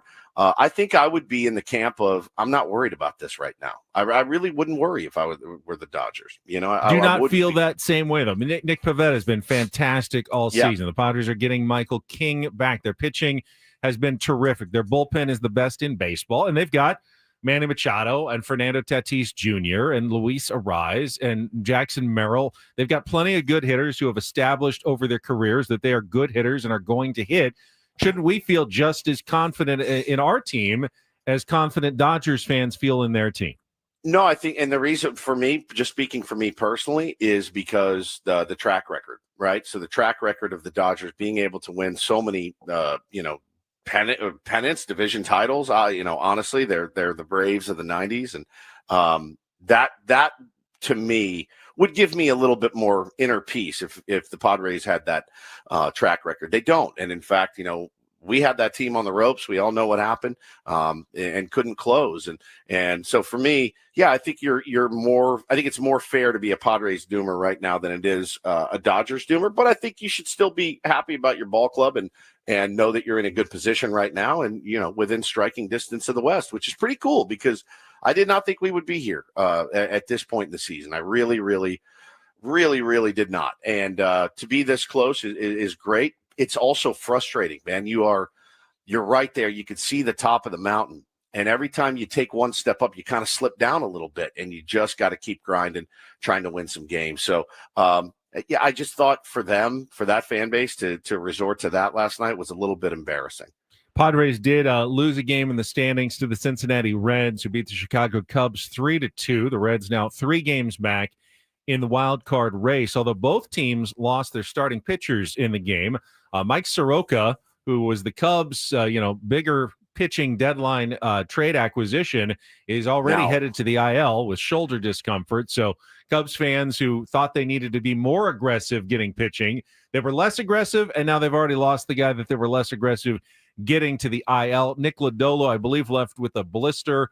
Both bullpens were good, though. The Reds managed to pull out the 3-2 win, so they're trying to hang on, really the only other wild card contender in the National League. The Mets, as we mentioned, lost to the Guardians 7-6, so the Padres still just a game behind the Mets for the second wild card spot. The Phillies, though, are starting to play well again, Woods, and they're looking to put some distance between themselves and the Mets. Kyle Schwarber hit his 39th and 40th home runs. The 40th was a grand slam, part of an 8-run 6th inning, as the Phillies beat the Orioles 13-3. And if any team is looking dangerous beyond the Dodgers, I think it might be the Phillies actually right now. They look terrifying. We saw them, recently. Padres went 3-3 against the Phillies in the 6 games they played. But they always feel like if they get locked in at any point with the hitters that they have and the pitching staff that they have, that it's a team that at some points can be unbeatable if they're all firing on the right cylinders at the right time. Well, and that's true of anybody. It's still a little bit early, even though it's getting a little bit later in the season. August it can be, the dog days. And this is that month where, man, you separate the men from the boys, certainly in baseball terms. And I don't know, man, getting hot now is great, but September next month is really when you want to be firing on all cylinders. But the way they look now, it looks insane. And you're getting production like that out of your lineup, especially Schwarber. I mean, that's MVP caliber stuff right now, Benny. 40 bombs for him. No signs of slowing down, but somebody's going to have to figure it out at some point. But, back to our race here in the West, this is the fun part. I heard Jesse say it last night, and I laughed in the car as I was going to get pizza. I thought, man, you got a weird definition of fun. I would love to be 15 games up in the division and on cruise control right now, because it really, really takes your soul being in these pennant races. And again, kudos to the Padres for being even, 3 games out at this point. Didn't we all would have put the mortgage on the fact that, we're going to be 10 games out. We're going to be scrapping with the Reds and the Giants and teams like that for the wild card. To be 3 games back, whoo, boy, it's pretty spicy. Meanwhile, I don't know why I still have trouble believing in the Milwaukee Brewers, but they're showing no signs of slowing down. They beat the Braves 3-1 yesterday. Isaac Collins hit a 3-run home run to provide all the offense. Like who? Isaac Collins. Like, they're getting production, and I he's know a rookie, Isaac Collins. And, but like, it's the way that they're getting production, the way that they're doing it is just outstanding. I mean, so much credit to those guys. It's got to be fun times in Milwaukee right now. So I have a couple of Cubs fans at work at Channel 10 with me, and they're both like, the Cubs have the second best record in all of baseball, but they can't even take the lead in their own division right now because the Milwaukee Brewers are just so hot. Now, there's a bet you would have lost a lot of money on. The 2 best records in baseball come from which division? Would not have picked the NL Central at the start of the season for sure to see the 2 best records in baseball. The Giants lost in the 9th, gave up 2 to the Pirates, who walked it off in the bottom of the 9th, 5-4. Giants obviously sold at the deadline and are lingering, 9 games back now of the Dodgers, and 6 of the Padres. Don't look like they're going to be a factor the rest of the season. The Astros beat up Sandy Alcantara in the 4th inning. The Marlins keeping Alcantara, not trading him at the deadline, showing faith in their team after getting to 500 yesterday. They did lose, though, and drop below 500 with an 8-2 loss. Red Sox, as Paulie mentioned, when they're 6th straight, they're hot. They beat the Royals 8-5. Tigers doubled up the Twins 6-3 as well in action in Major League Baseball yesterday. Did you see the kind of, if you're a Red Sox fan, you're pretty bummed. Did you see Roman Anthony last night? I did not. Kind of standing on the field, and you saw him kind of grab his back and then kind of do the twist, and he leans down and he tries to stretch it out, then calls for the trainer. So he has been a revelation for the Boston Red Sox. And if he's out, Yeah, I mean, look, we're playing them next. I never want to wish injury on a guy, certainly, but if you get the Red Sox minus one of their better players, gives you a little bit better chance to beat those guys. But he is a superstar in the making, and looks like he's got a little back issue right now that I'm sure they're monitoring pretty seriously. Did see Jaron Duran hit an absolute laser home run to center field. The guy that A.J. Preller was not able to acquire, despite rumors for months and months that he was pursuing him, remained with the Boston Red Sox at the deadline, and we will get to see him in person this weekend when the Red Sox come to Petco Park, assuming he stays healthy. But, yeah, if Roman Anthony's out, that's definitely – I mean, every team's going to deal with some injury going forward. It's, every team's going to have something over the last month and a half of the season. I got a little nervous last night on that incredible shovel pass from Manny to Xander that Xander wasn't able to corral to get that third out, or that out at third base. Xander comes away kind of shaking his wrist, and then he's like biting on his thumbnail. Don't know the update on that, but yeah, man, it made me a little bit nervous thinking, okay, if we lost Xander Bogaerts for any amount of time, what do you do? What do you do in that spot? So, everyone's kind of holding their breath right now for their favorite teams that seem to be in it. I was curious on that play because it was a sacrifice fly to left field to Laureano, and that was the second out. And I wondered if Xander had held on to that ball, would the run have counted? Would it have scored in time? Because Manny shoveled that thing so quick. Laureano threw it fast, and it was shoveled fast. If that runner was not sprinting absolutely home, I was curious to see, had he been out, whether the umpires would have had to take a look and see which run Did they crossed. review that, or is they that, can review that? they Yeah, can they review can look that. and see. They can see if the run touched home plate before the out was recorded at third base. That's why it's always important. You think, well, I don't need to. I've got to score easily, but you do have to score before potentially one of your other guys gets out on the base paths. You rarely see it in Major League Baseball, but it has happened a couple of times, and I was curious, but then Xander couldn't hold on to it, so never got to find out if that was the case. All right, we are 2 hours in. We will come back. Jesse Agler will join us in hour number 3 from Arizona. We'll also play a game of Take on Woods, try to qualify a listener for Las Vegas. All ahead here with Bennett Woods on 97.3 The Fan.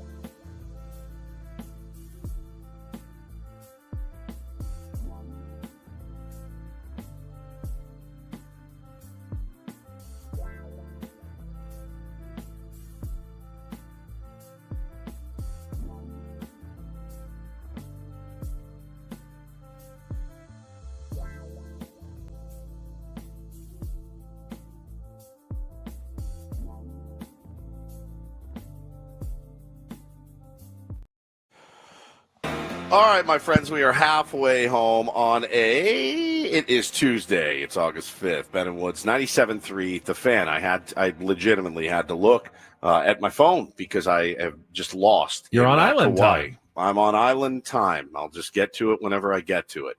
You're like Kunu. I don't really wear a watch anymore. I don't wear a watch, man. Yeah. What does Kunu mean? It means Chuck. I watched that the other night. So then I watched it like a week ago. Yeah, forgetting Sarah Marshall. It's incredible. Oh, Wedding in Hawaii. How original. I'm Woodsy. That's Paul Rindle, the executive producer. Aloha, Paulie. Aloha to you, Benjamin Higgins, your friendly neighborhood anchor, as it were, lately.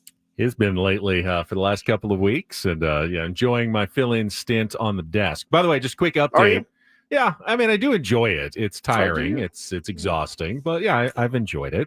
Quick update on social media, running about 2-1 that Padres fans have not seen the P in the logo before. Yeah, I saw that, which surprises me. And we've got comments ranging from mind blown to you're not a real fan if you didn't know it. So, correct. Which is what I feared when I just discovered it yesterday. Paulie has reached out to the San Diego Padres to try and get an official statement, hopefully before the end of the show, but get an update and maybe put this debate to rest once and for all from the only people who can put it to rest. Is there a P in the SD Padres hat logo? There definitely is. I mean, there is. You can But is see it intentional? I mean, Yes. is it actually meant to be there, or is it just a happenstance of the SD logo? You think they just got lucky, perhaps? Possible. Okay. I mean, I think it's very obvious that it was meant to be, but we will see. We will see. And I am actually surprised that there are more people in your camp than in my camp and some of the other people's camp. I thought it was pretty obvious. You could see the P in there. But yeah, we'll get to the bottom of it. It's very, very cutting edge stuff today on a Tuesday. And that's what happens after a Padres loss last night to the Arizona Diamondbacks. But what's on the agenda for the rest of the day for you fellas?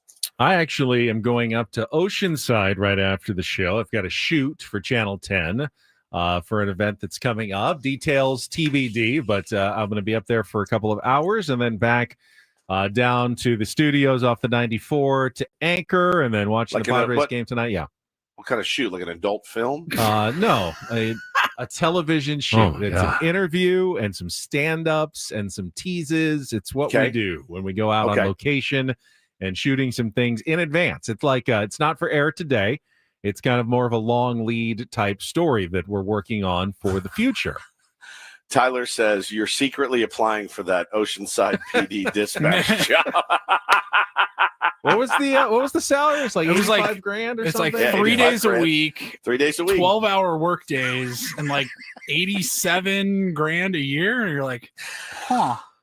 3 days a week. Not I could have a side gig and also do some dispatch. I already work 5 days a week, over 12 hours a day, so we could really cut back to just 3 days instead of 5. Oh man, Lou says it's in respect to Peter. Come on, guys. I didn't know that. I just thought it was a P in there. I thought that it was just a P in the logo. I didn't know it had anything to do with Peter Seidler. I'm guessing I it was really there didn't. long before. Probably Peter was affiliated with the San Diego Padres. I mean, it was always there, right? I mean, had to be there from the beginning. Hang on. Are we trying to decide what the P would stand for? If in fact there is a No, P in the Ps would Padres stand for logo, Padres, yeah. Right. I thought that the heart was for Peter Seidler. So listen. Everybody thinks that they know. We will try to get the official story.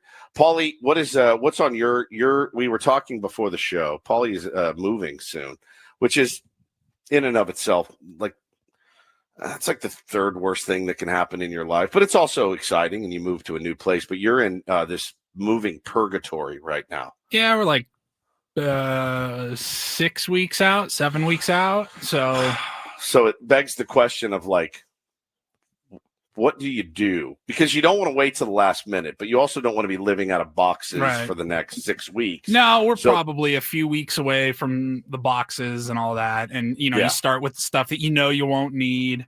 Are you going to do a adult move or Yes. a 20-something-year-old move? I'm 34. You're going to do an adult move. You're going to get movers. Paying good money to not have to lift a thing. And they are going to put all the boxes in the truck and deliver it to your new. I'm proud of you. I did Paulie, it. An adult move. First time, last time we moved, and I was like, "Oh my god, why did I never do this? It's worth every penny and then some. I mean, it is so worth it." I'm like, God, even like ever since college, you just call up your buddies. Hey, I got pizza and beer. Can you guys come help me move this couch? Hey, can you guys come help me move this entertainment center? You know what I mean? Like, no, they have the moving truck. They've got the equipment. They like even things that you didn't think of. Like, you're like, I'm pretty sure I packed up. I wrapped, the TV well. They're like, no, we're going to use this industrial bubble wrap. And they've got You really, you screwed up though. You could have probably gotten me and Ben to pay for your entire move by just saying, "Hey guys, I need your help. I'm going to need your help. I got pizza and beer for you guys. And if you guys could just I haven't made an appointment yet. If you guys are willing to help, I mean, no, we're not. No, we're trying to pay to get out of helping. But the big question is, are there stairs in any of your? There are. See, now that is a huge difference. And I remember our first big move that required movers. We lived in a place up toward Carlsbad. It was a townhouse, but almost everything was on the second floor, like living rooms, the kitchen was all up there. And when we actually got the place, there was this giant big screen television that was already there. And we got it with the place. And we thought, well, we're lucky. I mean, it was one of those old school ones, though. It's before the flat screens on the wall. Oh, God, This was like a console television. Sticks out like 2 feet from the wall. It must have weighed, I want to say 3,000 pounds. I mean, it was huge. I remember the first big screen we ever got. It was a 60-inch, it was like 2,000. It was in a sconce in the wall, and we got, okay, we're good. And then a couple years later, we're moving out. We're moving down back to Encinitas. And they're like, what do we do with this thing? No one can get it down these stairs. I mean, they're going to need a forklift and a crane. How did they get it up? And now we realize, well, that's why they left it, because no one can move it. So we just left it for the next people as well. There was just literally no way. It might still be there, honestly, a 35-year-old big screen television, because no one can get it out of where it is somehow. That's the worst. We, in our house that we moved into a couple years ago, we had to do the thing where we had to take the doors off to get stuff in, which was we didn't do it. The movers had to take the doors off, but you're like, we've really botched this thing. Keegan wants to know. So Paulie asked Ben or Woods to help him move. Would they say yes or no? I would say no. It doesn't mean I don't love I knew Paulie. You would. Yeah, I'm not. I can't do it. I've done so many moves. I've done midnight moves from many places. Paulie, I would be happy to come help you move. Now, liar. You realize I will be dropping lots of things, breaking things all over the place. So just keep that in mind. And I can eat a lot of pizza if that's what we're having. So just, I'm happy to help, though. I think I'll go with the professionals. I would absolutely, if you ask, hey, can you come help me? I'd be like, I love you. I'm gonna give you $300. Right. To lessen the blow of me having to come. I mean, I'd let you use my truck or something if you needed to, for sure. I had a truck in college, and that's the worst. It was like I got the truck and I signed my life away to move everybody. And back in college, I don't know if it was like for you guys, like we moved every year. Like the school year ended, or during the summer, you moved into a new like park. a 9-month lease where you'd go for the school year, and then it's over, and you had to find somewhere new the next year. Like the first time we stayed in the same like townhouse for more than 1 year, it was like, whoa, we're adults now. Like we're not moving every June. It was miserable. Just sounds like the tier ones in the chat are ready to go, Paulie. If you want an army of tier ones coming over to help you move one item at a time, they're ready to go for you. I appreciate that. I think we're going to be okay. Like I said, we're still a few weeks away from even getting to that point, making an appointment and all of that. But right now it's just, I've been building a ton of like new furniture that we've been buying, new end tables or something like that. Bought a new dresser. IKEA? You were building them? We did some IKEA. We did some Wayfair. We've done some Costco, a little bit of everything. I like it. Yeah. My wife gets the wild, she's in real estate. So a house will pop up on the market and she's like, ooh, what do you think about this? And I go, I can't. I can't do it. I don't know that I have it in me to box up and pack and unpack and reset up. I love our house so much. It's perfect. It will get a little small with the boys getting a little bit bigger. But I just don't think I have another move in me. I think hopefully the place that we live now is where I spend my last days. And hopefully it's no time soon. Luckily I have a trust in Will. But if that's the case, I will be so happy if I never have to move again, Paulie. So my heart goes out to you guys, but it'll be great. We don't want to give the location, not because of the tier ones, but we have a reason we don't want to give the location to one other person. Yeah, Bald Reindl. We cannot let Bald Oddly Reindl enough, know where you're that moving. person just texted us. He did. Says, I'm in moving purgatory as well. He's moving in 4 weeks. I'll help Paul move if he'll help me move. That's such a hard pass. Hey, could you grab that? It's a little bit heavy for me. Forget it. I think I'm a lot bigger and stronger than Adam, too. I think I'd get screwed in that. He'd you would. He'd be carrying a bag of T-shirts or something. Like, can you grab that big screen for me? He's also Can you moving a grab whole that coffee family. table I for mean, me? they've got all the kids' furniture and everything. That would be a losing proposition for you, Paulie. He'd be getting off way easier than you would. Well, a lot of people moving. Wish you the best. Also, please don't have a housewarming party. I'm just going to give you money. I'm just going to send you money. Do adults do that? Is that still they a do? thing? I don't want to do it. I'm just going to send you money, and you guys can use that money for whatever you like. Sounds good. Please don't ask me to do anything. Got a little news here from your San Diego Padres this morning, guys. What do we got? They have just announced that Luis Ariz has been named their 2025 Heart and Hustle Award winner, which makes a lot of sense for the Padres. Guys, all heart all the time. I know it feels like for the rest of his career, whether he's here in San Diego or on another team, his value is always going to be debated. But I love Luis Ariz so much, man. Did you guys see the video that they put out yesterday? Probably recorded a few days ago, and they were asking every player as they walked in, the question of the day or question of the week or whatever, and it was who has the most unread text messages on their phone. And so good. Everybody's guessing Manny or Tatis, and then Luis Ariz comes up and he said something along the lines of like, I don't have that many. Like I respond. I love all of my friends and I respond to everybody. I love all my friends. I respond to everyone. Jeremiah Estrada says, "Oh, well, I read them all, but I never respond to anyone." He never responds, which is a nightmare. But I can't understand if you've got the little circle with the number. I mean, how do you do it? Which ones do you look at and don't look at? Once the number's there, I have to look at all of them and clear them instantly. And I thought, what do you do, Woods? Do you have a number on your text right now? Bro, no. I clear them out. There's never quickly. a number on my text. Never. No, we don't. We're not Manny Machado or Fernando Tatis Jr. They've got thousands of people reaching out to them. How many people have their numbers? Don't those guys be a little careful of who they're giving their numbers out to? I know that, generally the professional athletes aren't simply like posting their number in the directory. You've got friends, you've got family, you've got former teammates, you've got agents, you've got businesses, all that stuff.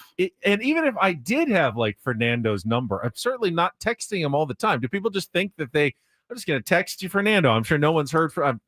We work with Steven Woods. No offense, buddy. You're no Fernando Tatis Jr. And this guy gets asked things 50 times a day. What do you think Fernando's phone's like? I made the mistake years ago of being the guy that set up for my very first show. I set up like the come in and meet us on a Friday. I would go down and get all the people. But in order to do that, I had to give everyone my phone number. And so I probably have between 300 and 400 listener phone numbers in my phone. And I get random texts all the time. And my problem is my what do you call what's the word I'm looking for? My not weak link.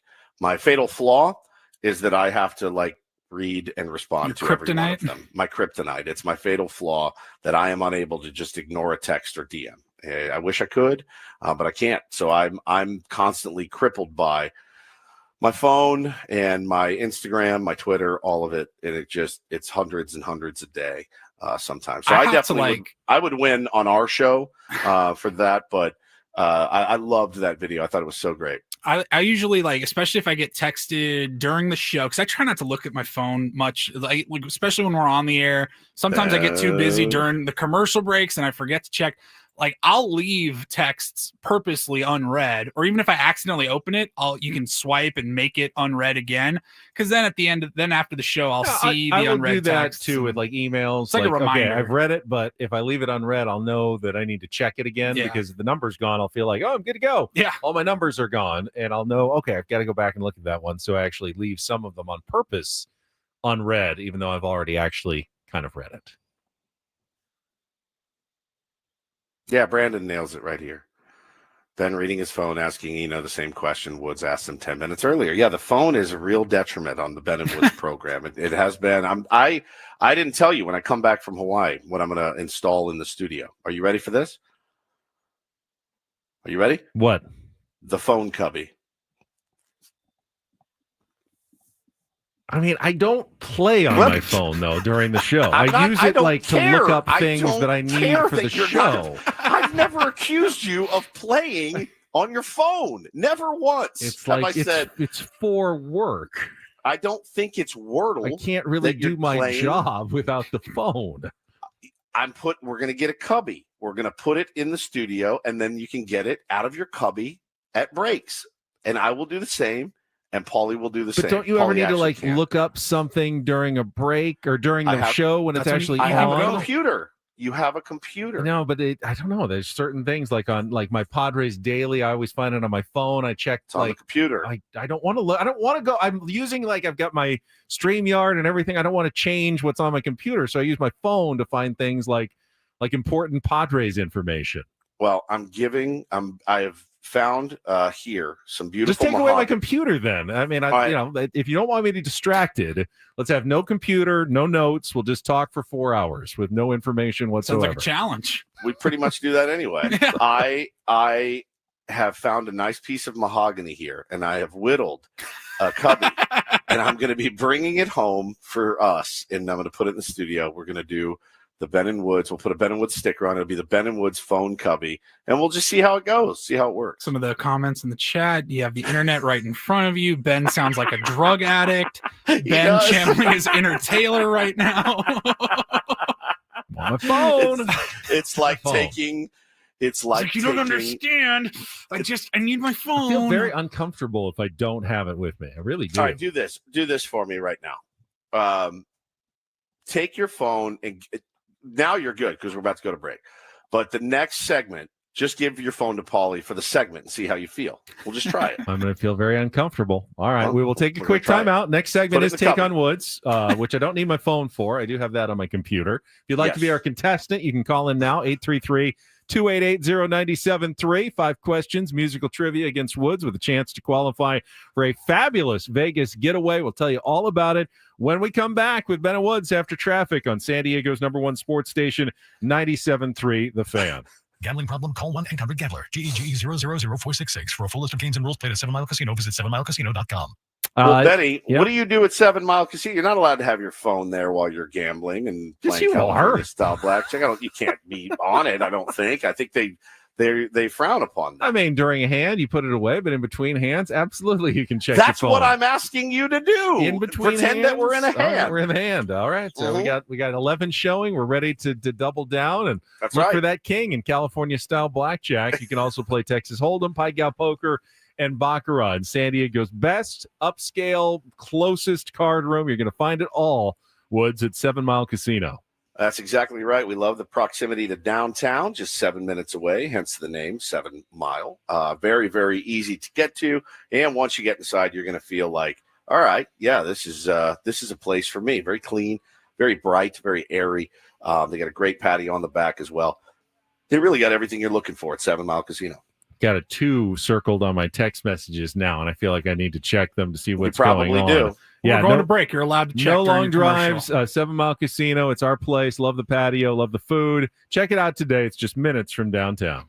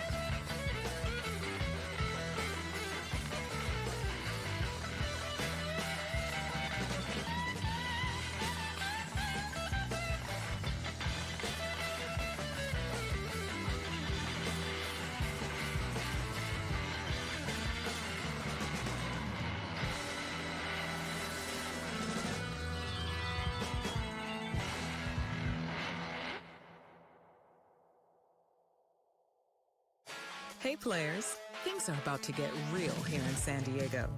Introducing the all-new Hamul Casino Resort. With a 200-room hotel tower, exciting new eats and drinks, plenty of new places to play, and a luxe spa and salon. Hello, rooftop pool and deck. It's where players can play their hearts out and enjoy all the perks that come with it. It gets real this summer at the all-new Hamul Casino Resort, the players' place.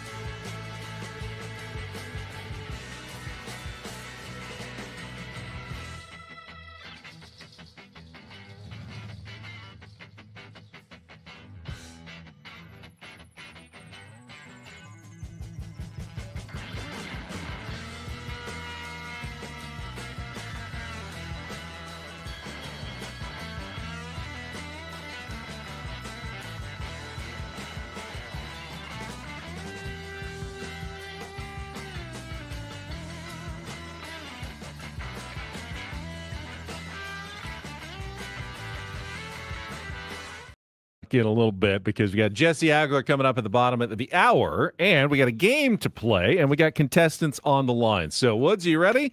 Let's play a little Take on Woods.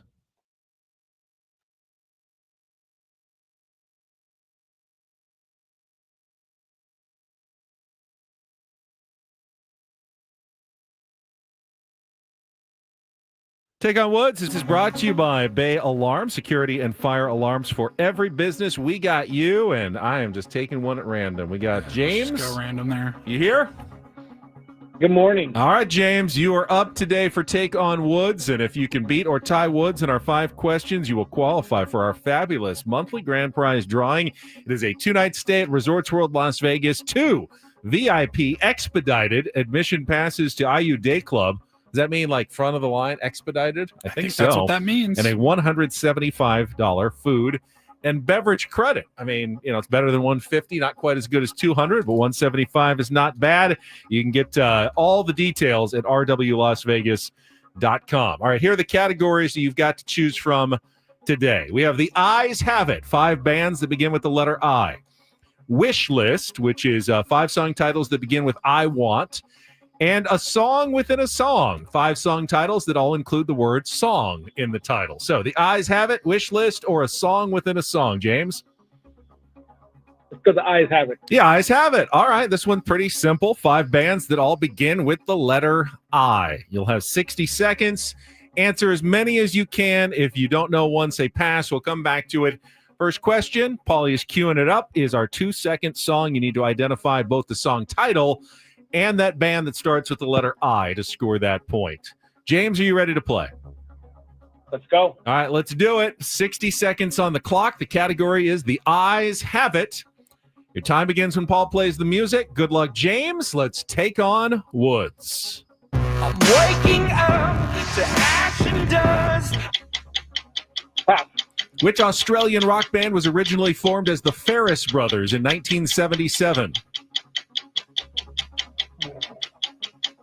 In Excess? Correct. Which heavy metal band reached a turning point with their 1982 album, The Number of the Beast, the first for new lead vocalist Iron Bruce? Maiden. Correct. Which California band of high school classmates had a breakthrough hit when they released the song Drive late in the year 2000?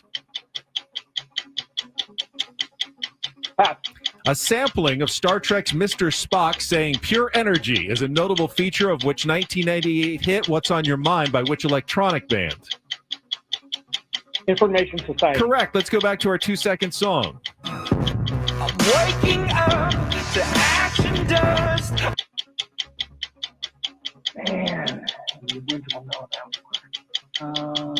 Go to the pass to that. Which California band of high school classmates had a breakthrough hit when they released the song? Oh, we ran out of time. You got 3, though. In Excess, Iron Maiden, and Information Society. You did not get Radioactive by Imagine Dragons, and Incubus is Drive. So let's text Woods, get him back into the loop here, and he can get his headset back on, see if he can beat the score that James has established. Same 5 questions, same 60 seconds, but no benefit of the category. Welcome back, Woods. All right, thank you. All right, see if you can figure this one out. 60 seconds on the clock. Your time begins when Paul plays the music. Good luck. Let's take on James. I'm waking up. That is AWOL Nation Sail. That is incorrect. Which Australian rock band was originally formed as the Ferris Brothers in 1977? What? Which Australian rock band was originally formed as the Ferris Brothers in 1977? Split Ends? Incorrect. Which heavy metal God. band reached a turning point with their 1982 album, The Number of the Beast, the first for new lead Iron vocalist? Maiden. Correct. Which California band of high school classmates had a breakthrough hit when they released the song Drive late in the year 2000? Incubus. Correct. A sample of Star Trek's Mr. Spock saying pure energy is a notable feature of the 1988 hit What's on Your Mind by which electronic band? Pure Energy. What the hell is that band? Pure Energy. What's the category? F. I don't know, but you need this, and you need it quickly. Like 3. Power Station. No, and it's a 3-2 loss. As James has won it today. That was Information Society, Incubus, Iron Maiden. The Ferris Brothers is In Excess. In Excess. And that was Radioactive by Imagine Dragons. What did you guess? I said AWOL Nation Sail. I've only played Radioactive 4 billion times. I couldn't believe you missed that 4 one. billion times. That category was The Eyes Have It. All bands that begin with the letter I. I think as punishment, we're going to have to play Imagine Dragons on the way out to break here. Fair enough. James, hang on the line. You have qualified for the grand prize drawing for Las Vegas. Good luck at the end of the month. We are going to take a quick timeout. We'll come back with Jesse Agler joining us from Arizona. A little conversation with the voice of the Padres coming up next year on 97.3 The Fan. Well, that was fairly excruciating, but not as excruciating as joint pain. Look at me. I'm like Ben Higgins with my transitions. Today, if you woke up this morning, stepped out of bed, your knee is screaming at you, your back is killing you, your shoulders hurt, and you're unable to get in the water or lift weights or do any of the things that, make you human and give you joy. QC Kinetics is where you need to call today. We've all done it. We think, oh, maybe it'll just go away. I'll just tough it out. But nothing changes. Time to call, schedule that free consultation with the medical pros at QC Kinetics today. Thousands of patients, including myself, who will tell you they wish they would have known about it. They wish they would have done it sooner. They turn their lives around with QC Kinetics regenerative treatments. Work with your body to help restore and repair damaged joint tissue. Natural cellular therapies, no scalpel, no pills, just long-term relief with no dreaded recovery. Look, they'll take a look at your x-rays that you have from your physician, no pressure chat, thorough evaluation to see if you're a good candidate for what it is that they do. And worst case, you learn something new. The best case is you get your life back, you get back on the bike, get back in the pool, get back on your surfboard. Grab the phone right now, give them a call today. Locations in Hillcrest and in Torrey Hills, 619-614-PAIN, 619-614-PAIN. It's QC Kinetics at 619-614-PAIN.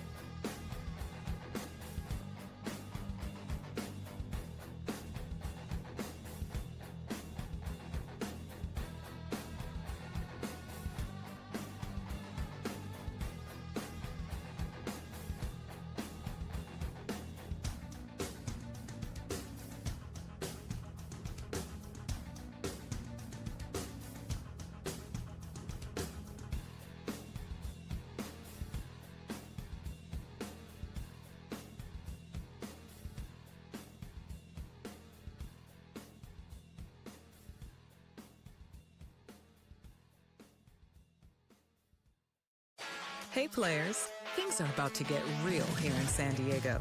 Introducing the all-new Hamul Casino Resort. With a 200-room hotel tower, exciting new eats and drinks, plenty of new places to play, and a luxe spa and salon. Hello, rooftop pool and deck. It's where players can play their hearts out and enjoy all the perks that come with it. It gets real this summer at the all-new Hamul Casino Resort, the players' place.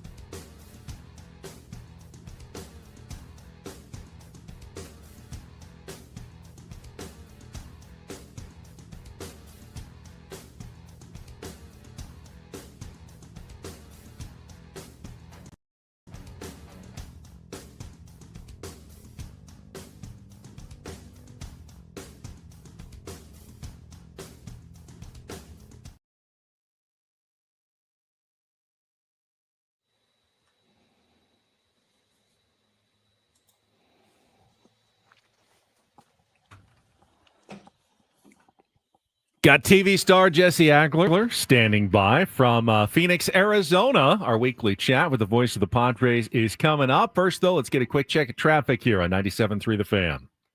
From the 855 Get Ross Traffic Center, protecting San Diego after accidents or injury, here's Kelly Danick. Traffic is brought to you by the Oceanside Police Department, now hiring public safety dispatchers. Well, guys, just a couple things to mention here. Northbound side of the 805 before Claremont Mesa Boulevard, there's a hit-and-run crash over to the right shoulder. I'm getting reports of some debris in the two left lanes, westbound King Freeway, right before Lemon Grove. The Oceanside Police Department is hiring public safety dispatchers. Earn up to $87,000 a year. Lateral bonuses up to $11,000. 12-hour shifts, 3-day work weeks, paid holidays, benefits, and retirement.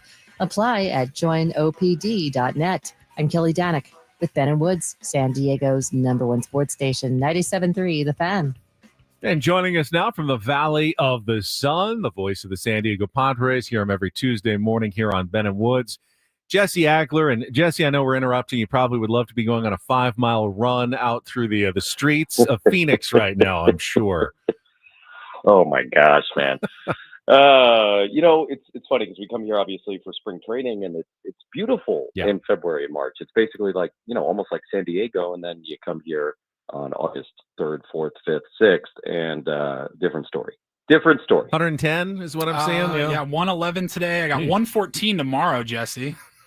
Yeah, luckily we're getting out before it really gets on Thursday, because I think it's 119 on Thursday. I did a meeting there once in suit and tie, and the temperature on my car said 125 degrees. And when I got out and had to walk into a clinic and go sell a guy something, and I was in a suit. And I just went, this is it for me. Hopefully I can find a job on the radio somewhere. Jesse, they do have air conditioning in the building, though, because watching JP Sears last night, now I don't know if, it's nerves or, you're with a new team making your first start, and you're in a pennant race. But that dude was sweating through his uniform in the building, which I know they have air conditioning. Does it not work? Is it not effective? It's, I think, there's only so much air conditioning can do when it's 111 degrees outside. I mean, I was in pant legs pulled up to my knees mode in the booth, and I know it's hotter down on the field than it is upstairs. Before they put in the artificial turf, when they had grass, just a few years ago now, they had to keep the roof open during the day to give the grass sunlight, photosynthesis, all that we know about, right? So they would close it basically during batting practice. And if it's 111 degrees outside and you're closing it an hour and a half before the game, it's still going to be 100 degrees in the building when the game starts. So now that they have the turf, they're able to keep it closed pretty much all the time. But it's so hot there. The building is so big. It's also not the newest facility, obviously. So, I mean, look, it's better than outside when you're in there, but it is still plenty warm. So you pulled your pant legs up to your knees in the booth last night. That is what that's did my favorite new Mudcat say visual. about that? Oh, I'm not even sure he noticed. There was a butterfly that flew past at one point, and he was chasing it. So. He's your Ben. I've told Ben to take his phone and put it in a cubby because sometimes he doesn't listen intently, and I need him to. And so you got to get one of those when you go see the stand-up comedian and they don't want any of the video, those little lock bags. That's what you get. I need to get one to bring it back home. Jesse, let's turn our attention to JP Sears. Obviously, not the debut he was hoping with a new team, but tough. It's always tough, I think, to make a first start. You're working with a new catcher. You're working with a lot of new different players, and Arizona's not the friendliest environment for pitchers. There were some good things we saw from JP Sears as well, at least getting through 5 innings, but it was a pretty rough outing. Yeah, and I'm not going to read too much into anything out of it other than, as you said, he showed some true gumption there. I mean, it sounds like a backhanded compliment when a guy, kind of gives up what he gave up last night, 5 runs, 10 hits in 5 innings, but it could have been way worse for JP Sears. And I think, you give him a pat on the back for that and the fact that he was able to kind of muscle through it as far as he was and not let it totally get away. Reality is the Padres were in that game, and the bats weren't able to do their comeback thing last night, but he kept it close enough and he didn't burn the bullpen to the ground. And that's nice. But look, the reality for him is, this is a guy who's come in. He's given up a lot of home runs. He's given up a lot of extra base hits. He was pitching, half his games in Sacramento, which, the ball is jumping like crazy there. And now he's got Ruben Niebla, and now he's got Ben Fritz. And so I'm sure they're going to get in a lab, either literally or figuratively, and kind of say, all right, let's start tweaking some things here. Now, look, it's August 5th, right? So you're not going to be able to totally remake a guy. But I would imagine there are going to be some pretty big differences, in a month and a half from now, from the JP Sears that you saw pitching in Sacramento to the JP Sears you're going to see pitching at Petco Park. I don't think they're going to overwhelm him. I don't think they're going to try and turn him into a totally new guy. He's not going to start throwing right-handed all of a sudden or anything like that. But I would figure that there are going to be some adjustments made, and they'll feel him out. He will feel them out. And last night was really just the start of that whole process. Talking to our pal Jesse Agler, voice of the San Diego Padres, here on Ben and Woods this morning. Always a pleasure to catch up with our pal Jesse, and we haven't talked to you since the trade deadline, if I'm not mistaken. Yeah. So that was quite a day. I texted with you a little bit that day, and it was wild. We were on the air when the Mason Miller trade broke, and that was pretty interesting. And then the next trade comes through, and you're like, what are we doing? And then at the end, we did warn everybody, hey, let's see the totality of the package here. The totality of the package kind of led to what looks on paper to be a pretty deep team, Jesse. That's the idea, right? I mean, everybody was saying, hey, let's address left field, let's address right-handed hitting, let's address catcher, and then bang, bang, bang. They get that all done. This group is different, the baseball operations group. I mean, the tenacity they have, the creativity they have, is uncommon. And I know that might sound silly for somebody who doesn't follow the game super closely. You just sort of figure this is how all heads of baseball operations function, but it's just not the case. And, AJ and Josh and Nick and Chris, the whole group there, they do incredible work, just sort of being relentless in their pursuit of anything they can do to make the team better. And, I think one of the things AJ said in the aftermath about Miller, even though it's a little bit out of order, but obviously they kind of knew what was going to happen. They were comfortable giving up what they gave up for Mason Miller, and obviously Sears as well, because they knew that by the end of the day, they were going to have a true true championship caliber roster. And so, we always talk about teams going for it at the deadline. This is a great example of that. It's World Series or bust. Make no mistake. That is the mentality of this organization, top to bottom. And when I say World Series or bust, I don't mean getting to the World Series. The singular goal of everybody in this organization is to bring the first ever World Series championship to San Diego, the first ever major sports championship to San Diego. And I mean, this is a roster that is absolutely of that caliber. And, look, that's the easy part in a way, right? Now you got to go out and do it, and everybody's got to click, and everybody's got to kind of be comfortable with their new roles and all that kind of thing. But, they're full throttle going for it all the way. National League playoff picture is fascinating. The West, it's going to be the Dodgers and the Padres down to the wire. In the Central, the Brewers and the Cubs down to the wire. In the East, the Mets and the Phillies down to the wire. And then the Reds are kind of hanging around, as the wild card team. But outside of that, I mean, it's like you kind of know who, the 17 6 spots, you kind of know who everybody is unless anything crazy happens here in the last 2 months. And it's going to be a heck of a lot of fun. Jesse, have you had a chance to chat up any of the new guys? Any intel that you can provide from, Mason Miller or JP Sears or any of the guys? Very briefly, it was more like introductions the other day at Petco, and I always feel bad like on the first day or two because there's a million people coming up and meeting them. So I'm a slow play that. That's kind of my style. I don't try and get in anybody's face too much. Just try and get a handshake and that kind of thing. But I'll say this. When I introduced myself to Mason Miller, I was looking all the way up at him, and I said to myself, this looks like a guy who can throw 104 miles an hour. He is no doubt big human being. Jesse, I know you've probably done some research in the last few days since the trade deadline. What's a fun fact you've learned about one of the new Padres that you'd like to share with the Tier 1s? Oh, man, putting me on the spot. Let's think. What is a fun fact? Well, this is more of like a Jesse fun fact. That's and it probably right. I love is Jesse like fun facts. Another person kind of fun fact. Ramon Laureano played collegiately at Northeastern Oklahoma A&M College. Whoa. They are the Golden Norsemen. And do you know where that school in Oklahoma is located? Northeastern Oklahoma. No. How about Miami, Oklahoma? Wow. I mean, did you know there was a Miami, Oklahoma? How many names and directions can you have in one school? That's got to be a record. It's a hyper direct. Give it to me again. So Laureano collegiately played at Northeastern Oklahoma A&M College in Miami, Oklahoma. They are the Golden Norsemen. The Golden Norsemen. Wow. How do you even? Not just the Norsemen, the Golden Norsemen. That's pretty incredible. I like that, O'Hearn. I like all these guys. I really do. Freddie Fermin, Mason Miller. You look at it and you go, man, this dude really did.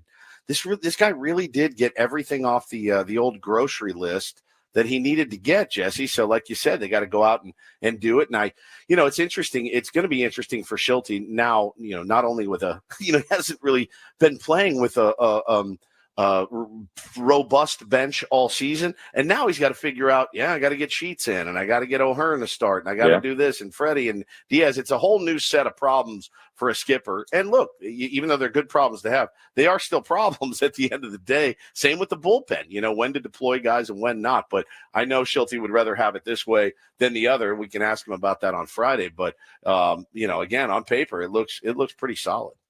Yeah, I wouldn't even call them problems. I mean, I think they're challenges, they're puzzles Issues. that need to be, looked at. But I don't think it's a problem. I think, a problem connotes something negative, and this is not negative. Does it make Mike's life a little bit more complicated? Sure, but like in the best way possible, because you've got this sort of plethora of good options, and look, that is going to be, that's going to be a real thing that he has to kind of tweak and work through and adjust and all that in the weeks ahead, and kind of figure out that winning formula. And there might be some speed bumps there. There could be some growing pains, because again, whether it's O'Hearn and Sheets or Fermin and Diaz, whatever it is, right? There's going to be some time taken to sort of figure out who slots in where, when, and all that. And look, just because it looks one way today doesn't mean anything for 2 weeks from now.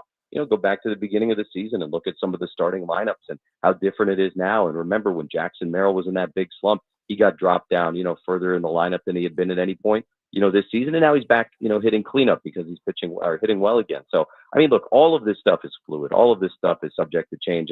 And I think Mike Schilt has a really, really, really excellent sixth sense when it sort of comes to like the right time to start moving things around. And I think he's shown that over and over the last couple of years. One of his lines that I like a lot is, he's not going to overreact, but he also doesn't want to underreact. When somebody's struggling or when somebody's playing well. Oh, you've heard them all. You've heard them all. He's good about running. He's not going to alibi it either. Jesse. Yeah, definitely not. No. Jesse, before you go, going to get it done, man. I have to That's know, right. with you doing TV this series, our Sam Levitt is getting to fill in and call the games on the radio side, and he gets to go on the road trip. How did Sammy do on the team plane, the team flight? He looked pretty giddy on the picture that I saw. And did he get hammered, make a fool of himself on the team plane? No. I mean, it's a 45-minute flight. How much damage can you really do? Well, I mean, who are you talking to here? Yeah, fair enough. It's like Woodsy getting at Southwest of Vegas back in the day. Oh, the worst. Good for Sammy, and good for you. And I'm assuming they won't let you wear shorts, right? That's probably against the broadcaster's rule. I couldn't do it. There's only one guy I've ever seen do it, and I'm not going to name names, although it's very well known in the broadcaster circle. And he has received the Ford Frick Award from the Hall of Fame, so he gets a total pass. But he's the only one I've ever seen do it. And I mean, good for him. Text me. Yes, you'll think about it for 5 seconds and figure it out. Jesse, appreciate it as always. Have a safe trip. See you back in town this weekend. Mark Grant's not in the Hall of Fame. No, is he? he's not. No, he's not. Got a couple ideas myself, actually. We can ponder that one over. We'll come back. Final hour of Bennett Woods. We got a Roundel report. I've got a little more screen time story for you as well coming up next year with Bennett Woods on 97.3 The Fan.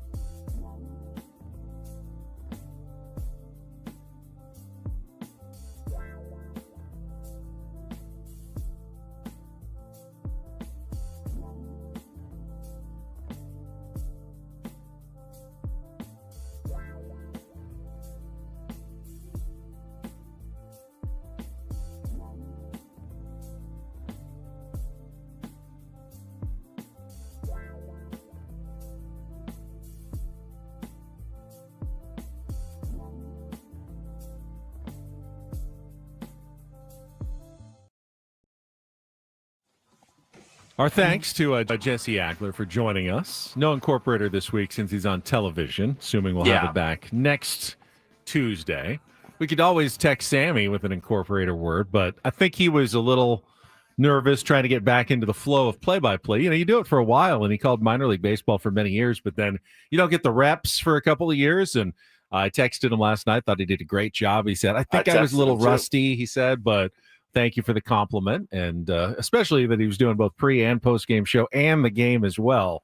That's a lot on his plate last night. That's a very, very full plate, like a Hawaiian plate. You know, you get the chicken and the ribs and then the mac rice salad. and the mac salad, which is just fantastic here. I don't like mac salad. That's It's usually too mayo-y for me. It is a little mayo-y. I'll give you that. It does have a little bit of the mayo-y flavor, but you mix it with the rice and the chicken, and it is just fantastic. Hey, real quick, happy birthday to Elena from Oceanside. Her sister reached out and asked if we could give her a shout out. She's a huge tier 1, so hope you have a happy and beautiful birthday. Happy birthday, Elena. So I need a ruling. We were talking about screen time earlier, and I couldn't get my phone to show me, but I know mine must be 10, 12 hours a day. He really can't. I had Paulie try. Yeah, it's not there. It's not there for some reason. It's like it's not. It says like it's not set up. I don't know if it has to do you with have an like iPhone 7. He handed it out. I was like, I said, Paulie, see if you can find it, but he was unable to do so. I know it's a huge amount though, because like for instance, and I'll ask you for a ruling on this. When I am anchoring the news on Channel 10 and the game is on, I will watch the game on my phone on the desk, right there on the anchor desk. It'll be playing next to me. You can probably see it next to my computer while I am actually anchoring the news. And I think I'm sure your coworkers love that. You would probably not be happy because you'd say I'm distracted. But I always feel like it's such an important part of my job to watch the Padres game. I don't want to miss any of it. And there's also a lot of downtime because you're not only the commercials, but also when you throw to like another package, national reporter's got a 2-minute piece on, what the economic news of the day is. I'm just sitting there for 2 minutes. So I just, got my phone there and I've got the game going right there on my desk. And I don't have to miss anything. But do you think I should not bring my phone in to the set with me just in case? Yeah, I do actually. And I know that it's a little bit different. My wife is so understanding now, and she's actually into it too. She's carrying her phone around with the game on. I've got my phone on with the game on. So when we go to dinner or something, the pods are on. We have it. We have it on. I do that too. I just set it on the table. If I ask the other person, "You want to be able to watch?" and I'll set it up so everyone can watch, or I'll just have it next to me so I can watch. Yeah, but I do the same. I really can't not watch a Padres game. No, I get you. I'm with you 100%. But mostly my thing about the Cubby is twofold. I like the word Cubby, number one. I like that word, and I think it would be funny if we had a Ben and Woods Cubby that you could only get your phone, at a commercial break. I've done that in radio. I've had that rule foisted upon me before, and I was fine. And I think it made me better. So I think it'll make you better. Did you miss anything important? No. Never?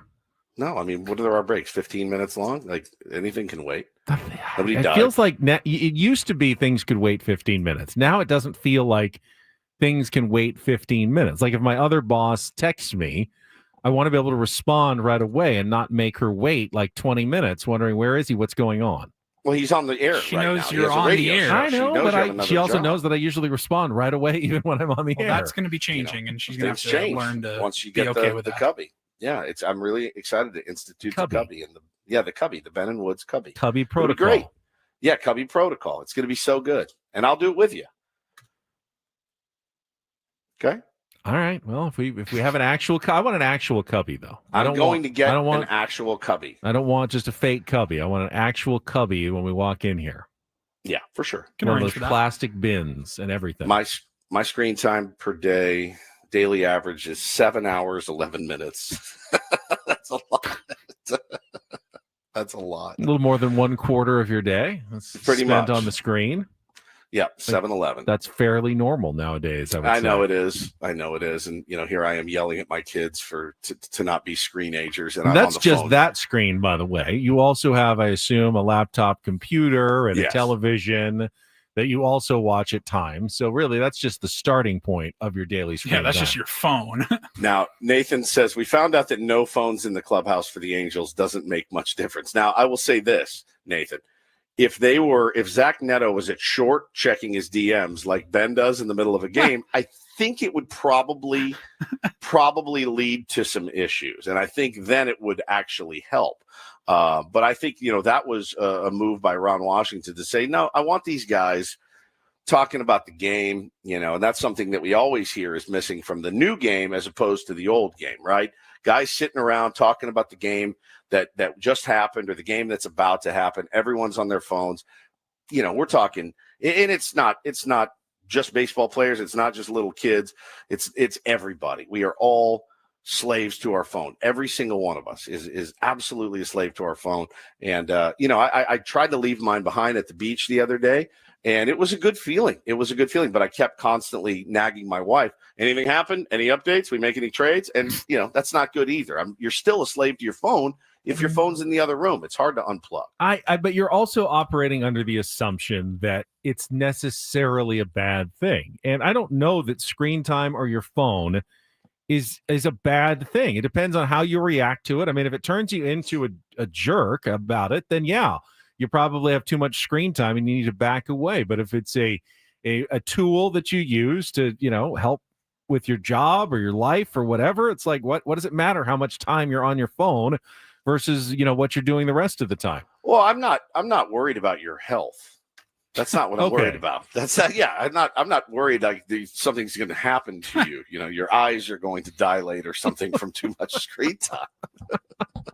I think for us, it's a good exercise in being better at listening to one another. I know people don't, they worry about the eyes, like you're staring at your screens too much, but that's the least of my concerns. I spend now a good 10 hours a day with bright television lights. Here I've got 2 of them in my face right now. At Channel 10, I've got like 42 absolutely searing lights on me for like 5 hours every single night. If anything's going to happen to my eyes, it's not going to be my phone that's doing it. It's going to be those darn television lights that I got to sit under every night. I have done, I did a commercial for QC Kinetics. I've done plenty of news hits, and I've said almost every time, I don't know how you guys do this. This is absurd. It's annoying. It's you just feel like you're naked out there. It's just crazy. So no, I'm not worried about your health, buddy. That's not it. Okay, well, fair enough. Yeah. Are we going to bring up the letter that Adam Klug received this morning?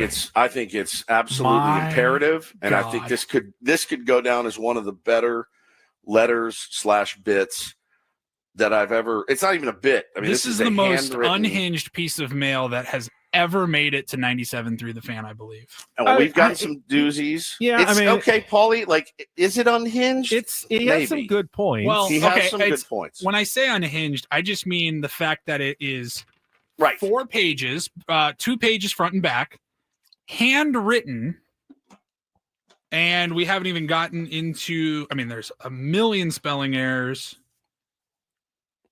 I guess. Do we want to do it right now? Well, we got some time here. Let's dive into it. The first part of it is that it's not an email. It's an old school handwritten letter that was sent to 97.3 The Fan. All right, let Ben read this thing because I want you to lay it Do you out. Want the actual? Sure, I'll take the actual one. I have it on my phone. Take the hard copy. I'm not allowed to have my phone, so I now need to go analog. Look at that. The show is not suffering even a little bit because you don't have your phone. Now have it printed out. Well, I've just got it written out.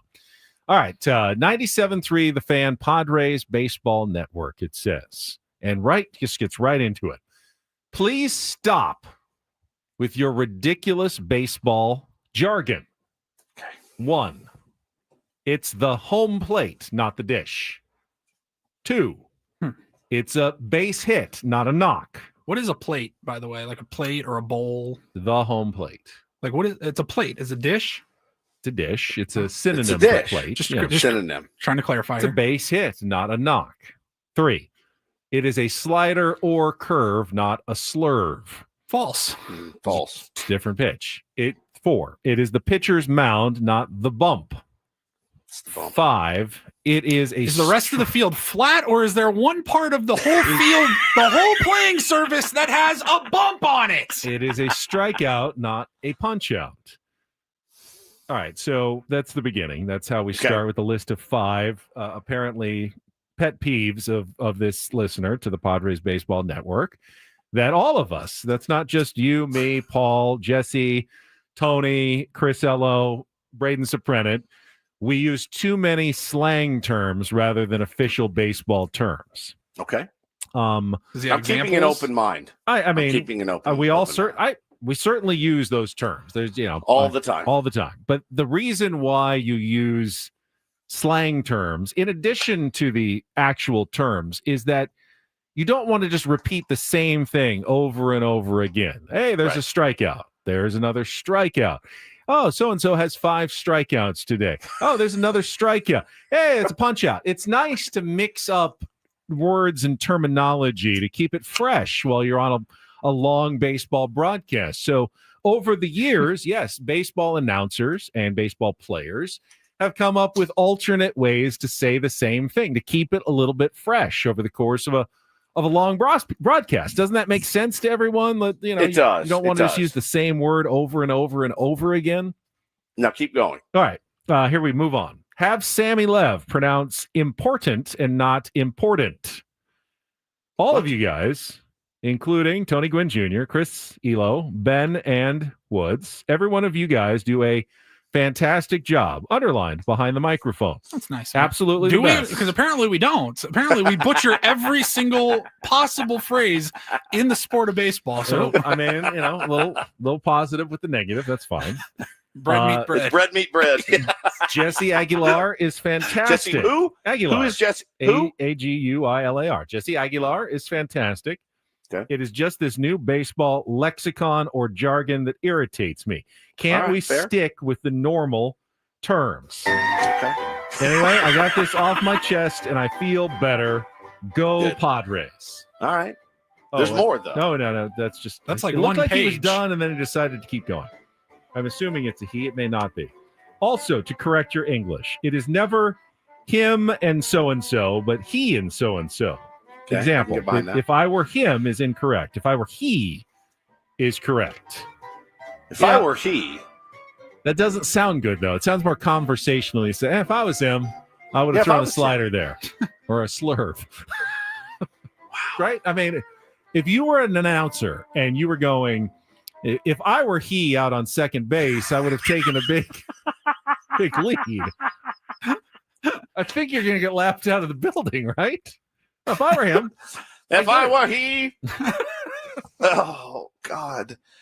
Is there more? There's more. There was more. There's a whole There's page more. here of personal history about his uncle. I'm not going to read that out loud just to maintain some privacy. But I don't mean to be rude about the baseball jargon. I just have had a lousy day and I needed to vent. Thank you for your I get understanding. it, dude. I get it. Remember, he and her sister should be she and her sister.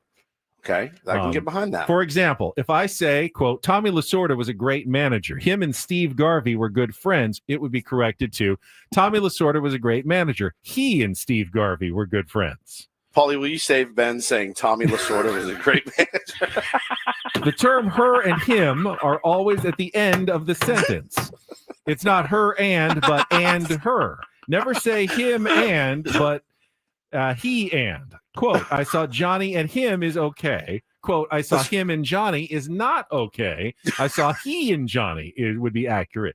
There is never, quote, him and or her and, but and him is correct. Read the last part. All right, finally. Jesse Aguilar is the only one who speaks correctly. I am very proud of Tony Gwynn Jr. He is a wonderful person, always sober and does a fantastic job. Like Jesse's not? Like we're not sober every show we've ever done?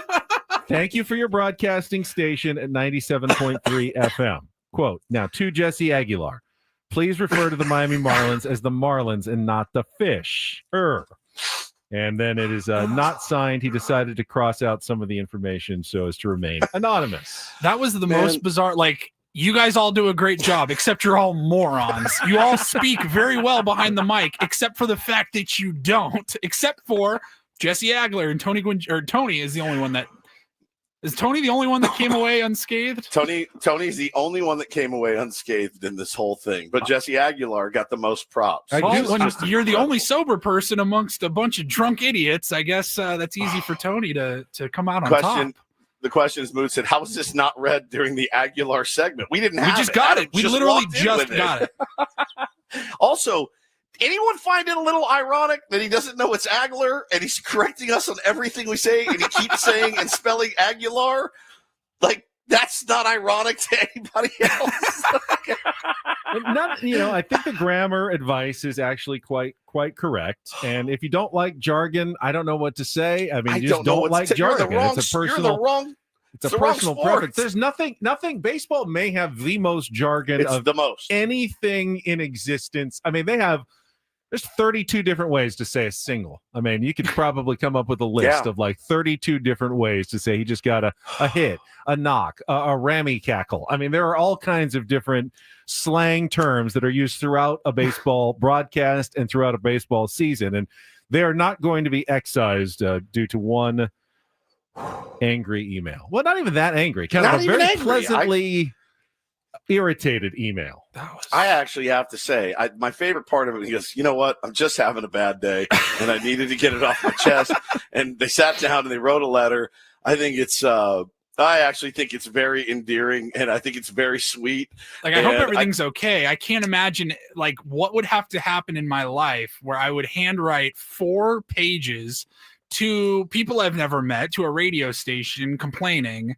I don't know about you guys, but if I have to, my wife is like, I'm looking over my shoulder.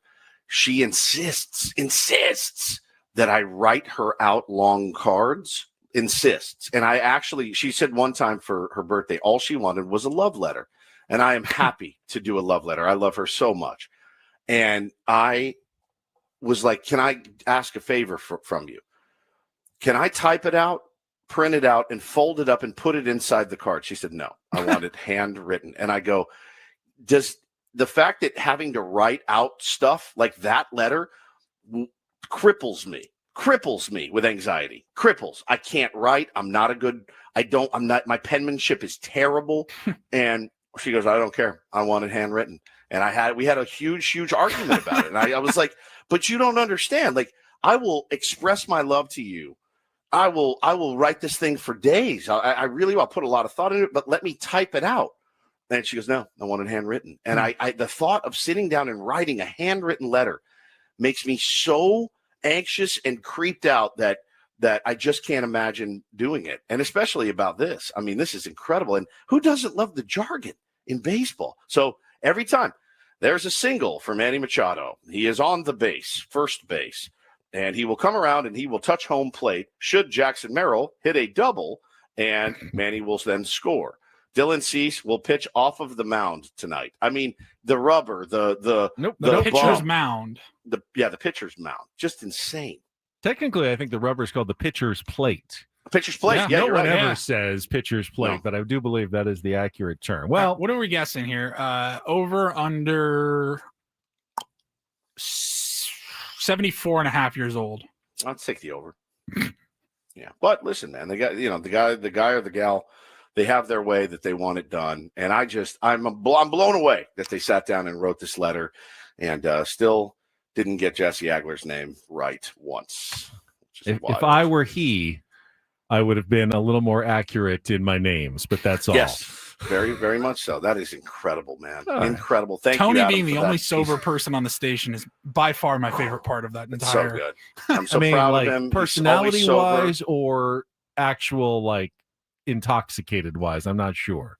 I don't know, but I'm sober right now. I'm completely 100% sober. I loved it. Thank you for taking the time. It was great. Sir or ma'am, thank you for taking the time to write us this morning on 97.3 The Fan. We will come back, take a look ahead to tonight's matchup, and then get to a Rindle report to wrap things up. All coming up after a quick check of traffic on 97.3 The Fan.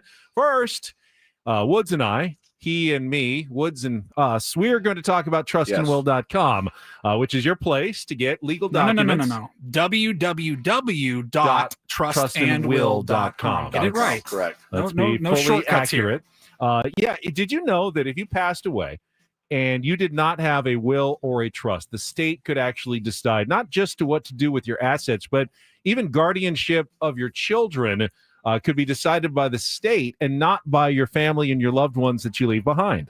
Yeah, that is not what you want. Our pal Dominic every day tells us, make sure you get a trust. He is currently embroiled in some probate court action right now, and it's just not what you want for your family after you're gone. So go to www.trustandwill.com. Use the code FAN, F-A-N, when you check out, and they will give you 20% off and ship you your documents for free. Absolutely. It doesn't take long. Woods and I both did it, 20, 30 minutes. You answer a few simple questions online. At the end of the process, you got those legal documents. Set them aside, put them in a filing cabinet, in a safe, whatever you've got, and then you don't have to worry about it. You got that peace of mind knowing you've taken care of your family whenever that day comes. Just go to trustandwill.com. That's www.trustandwill.com.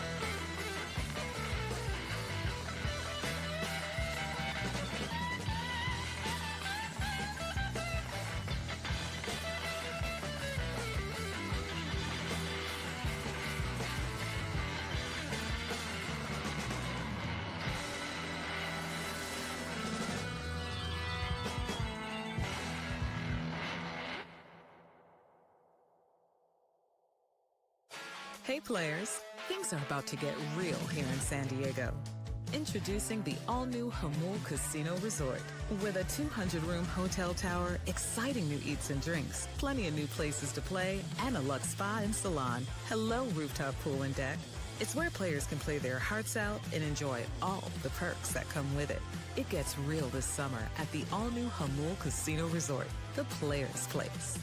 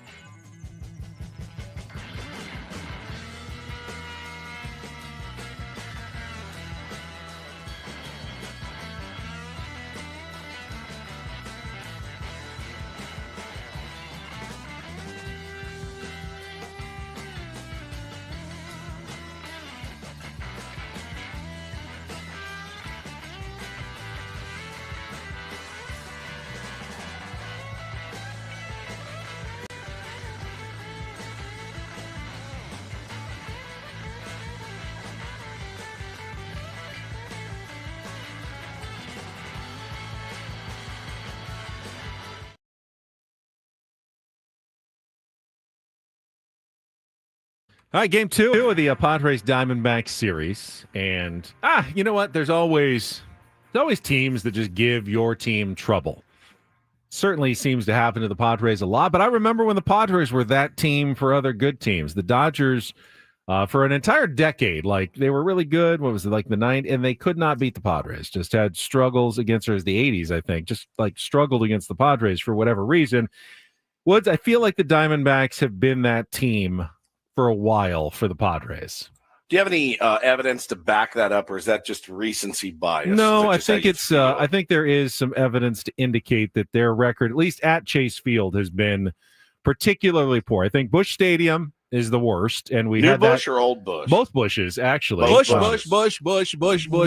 believe the stat after the Padres lost the first two in St. Louis before they came back and won the last two is they had the worst record at Busch Stadium of any team at any opposing stadium ever, beating the Rockies in Oracle Park, who had the record. I think they won 2, so they're back off of that. But I believe the second worst park for the Padres over the years maybe Chase Field, actually, at this point. It's just not a place they generally play good baseball. They bring out the best in the Diamondbacks, especially pitchers like Brandon Pfaadt. And guess what? Pitchers like tonight's starter, Ryan Nelson, who is going for the Diamondbacks and who pitched well against the Padres back in June. 5 shutout innings, scattering 6 hits in a 5-1 win for Arizona. Yeah, just cruise through that game, Benny, and you know you got some guys in our lineup that have seen him pretty well. Manny's done okay off, and Fernando has chewed him up. Man, 462 OBP of 533, slugging almost 700 against Ryan Nelson. Would love to see some slug from Fernando tonight. Jackson and limited ABs hitting 444. Elias Diaz has seen him pretty well. Freddie Fermin also in very limited at-bats. But, yeah, for whatever reason, Luis Arraez, he has chewed Luis Arraez up. Luis 1 for 12 off of Ryan Nelson. I bet there's not a lot of pitchers out there that have that kind of success against Luis Arraez. I would not think so. Does that mean a day off? I don't know. I mean, Mike Schilt can cycle through guys in the lineup if he wants to, give Gavin Sheets 2 starts in a row. He could think about doing that, having him DH. And but then would you move Jake over to second? You start Ryan O'Hearn at first base? Maybe. I mean, there's definitely options and flexibility that Mike Schilt now has post-trade deadline. But you know what? Every team still has some question marks. I mean, is there a team out there that doesn't have any question marks in your mind? I think they all do. The Milwaukee Brewers, and Bradford Doolittle kind of wrote his contenders this morning, wrote it up at ESPN.com. And he kind of has the lingering concern for every contender remaining. Even the Brewers, who have the best record in baseball and have been playing incredible baseball, really don't hit a lot for power, kind of like the Padres. Middle of the order power has been missing for the Milwaukee Brewers. You know, that dries up in the middle of a playoff series. You can go home quickly. Cubs have pitching concerns. Dodgers, obviously, major health concerns. Tigers, he says, offensive consistency is a problem. The Blue Jays, I mean, every single team out there. What's he say about the Pods? The Padres, he says, lingering concern. History. He says, sure, a future All-Star game might be half populated with one-time San Diego prospects, but for now, A.J. Preller's machinations have eliminated any glaring holes on his roster. The depth after the active 26-man group isn't great, so health is crucial, but as constructed, the Padres are as well situated for the postseason as anyone. They, along with Seattle and Milwaukee, will try to snap a 0 for eternity title drought. Any of the 3 could do it. Wow. Yeah, we could see a first-time World Series champion from any of those 3 this October. Seattle, Milwaukee, and San Diego. I mean, if it's not us, I hope it's one of them for sure. I kind of do feel the same way. Like, I'd rather see one of those teams win than obviously the Dodgers. We're one of 2. That's true. Then we're one of 2. We are the 3-headed monster right now. As it were, but then you'll just have 2 left. It was like when we were the last team without a no-hitter. It was just excruciating until we weren't. What changes in your mind if the Padres win a World Series? I mean, how does life change going forward? I mean, you get to do the whole next year with your pants off, waving it around, and that's a good feeling, I think. Is that all? And you got one. You got one. You got to live through a world. You got to watch a World Series. Are you getting existential again? I'm, Scotty Scheffler. Like, what are we doing this for? You... Like, hey, enjoy it for 5 minutes and then move on to the next thing. No, I think being able to go to Petco Park and look up and see a banner, no doubt, will be important for me. Like, I want to see it. You've earned it. I mean, even for, a fan of the Yankees, and like you go and you see them. I mean, most of them were before your lifetime, but it means something to see them up there on the wall, and you can never take them away. Once they're up forever. Banners fly forever. Yep, flags fly forever, Benjamin. Yeah, you're like Mike Tyson when he was interviewed by that 12-year-old girl. Was just like, no, we're all going to die, so what does it really matter? I mean, yeah, you can. No, I think it does matter. I do think it matters. I have those nihilist days too. You're like, what am I doing this for? This one matters to me, though. Yeah, the Rays never won one either, right? Rays do not have one either. Correct. Yeah. Got to it, but did not win. Is that it? How many teams without a title? 4? Boy, that's a good question. Let's see. 5. The Rockies, Brewers, Padres, Rays, Mariners. Okay, there you go. 5 left. Yeah, and only 3 of those with you a definitely don't want to be the year. one when the no, other God, 4. You don't want to be the only one, just like the no-hitter you said. I mean, the Mariners got the worst of anybody. They've never even been to a World Series. That's the true. Rockies have been to 1. They were swept. Padres, the Red Sox, been to 2. Rays, they've been there twice. They've been to. They went to the short. Forgot about the short one. Yep. Yeah, everybody did, Paulie. Yeah, not everybody. Not everybody. That's true. But no, yeah, you get to wave it around for a year, and that feels fun. But it is it's fleeting, right? You're like, oh, okay. Well, how do we do it again? I want that. I was just gonna ask, when does the conversation, maybe as a fan base, I'm sure it's totally different between the fans and obviously the people within the organization. But when do you turn the page, right? You win the World Series on October 28th or whatever. I mean, I would imagine within a couple of weeks, it's like, all right, time to go. How do we do it again, right? Yeah, 100%. You chasing that high forever, man, for sure. Yeah, the business of baseball will move on. I don't think the feeling ends, though. You're still World Series champions for the next year until someone takes it away from you. So, I don't think it totally goes away. The bragging rights don't go away. But yeah, go away. I mean, AJ Preller probably 2 days after that is already starting to think about moves and everything he's got to do to get ready for another season. Yeah, well, that's in the future. In the present, we got the Rindle Report coming up next. Paulie, what are you looking at? I've got a feel-good story, a very feel-good story from a sport that we don't talk about a ton. So I want to shed some light on that. All right, that's coming up next. Final segment of Ben and Woods on the way on San Diego's #1 sports station, 97.3 The Fan.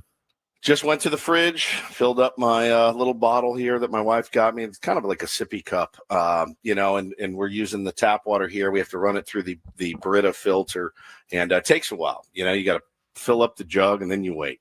And but with the Eco Water system in your home, you're going to get bottled quality water every time. And it's coming out of every single faucet in your home. When I fill up my kids' water bottles at night, I literally do it from the sink in their bathroom, and no complaints from them. None. No hard water in our home at all. Our plumbing is not being wrecked by hard water. Our appliances, our water heater. Eco Water truly is the best. You got to get it in your house right now. You will not be disappointed at all, not even a little bit. When your water's this pure, you can totally taste the difference. And, one of those things where if we did end up moving one day, I'm taking it with me. Everywhere I go for the rest of my life, I will have Eco Water SoCal coursing through my body. Get your free in-home water test today. Let them come out, do a test, show you what's currently in your water, and then talk to you about getting the system in your home. Try the Soft Life and alkaline water, now just $9.95 a month. Call 760-350-3338. Or visit EcoWaterSoCal.com. Let them know Woodsy sent you over there. Not everything in life should be hard, especially your water. Keeping it soft since 1925. Eco Water, your water should be perfect.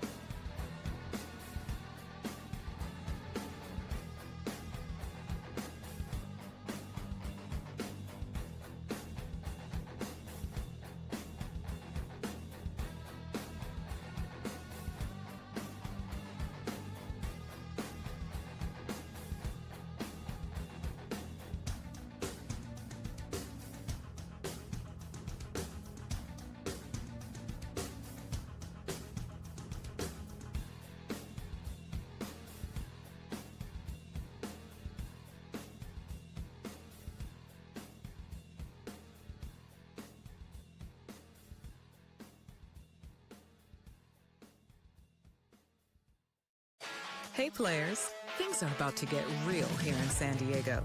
Introducing the all-new Hamul Casino Resort.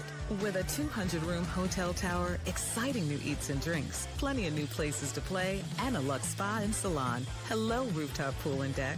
It's where players can play their hearts out and enjoy all the perks that come with it. It gets real this summer at the all-new Hamul Casino Resort, the players' place.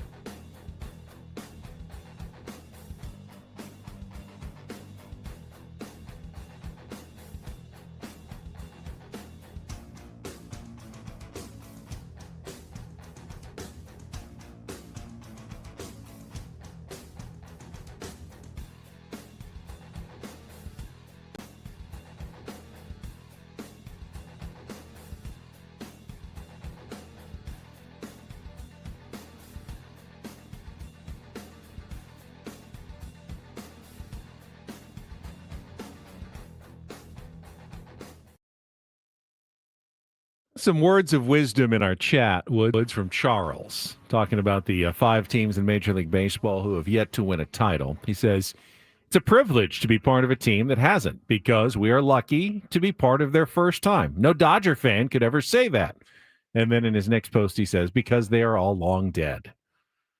That's true. Yeah, I didn't think about it that way, really, but it will be, hopefully, if it ever happens, incredibly special to be part of the fan base cheering for a team that wins its first title and not its 4th or its 27th or whatever it is that, Yankees fans have at this point. I mean, the first title will be, you can never have another first. What is it, 56 years now?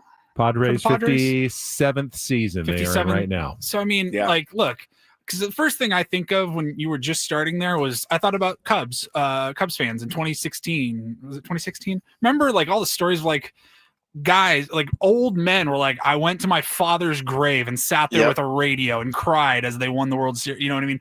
That was a long time. The Red Sox obviously were a long time. 57 years is a long damn time. But even those fan bases, I mean, they had banners. They were long before anybody could remember were born. That's true. But the Padres don't even have one at all. And it is getting to the point. When I was a kid in 1984, it's like, okay, yeah, it's been, 15 years since we've been around. It's not that long. You felt like a fairly new franchise at that point. But 56 years, it's a long time to play in a league without ever once claiming the title. So, yeah, it will be awfully special when it does happen.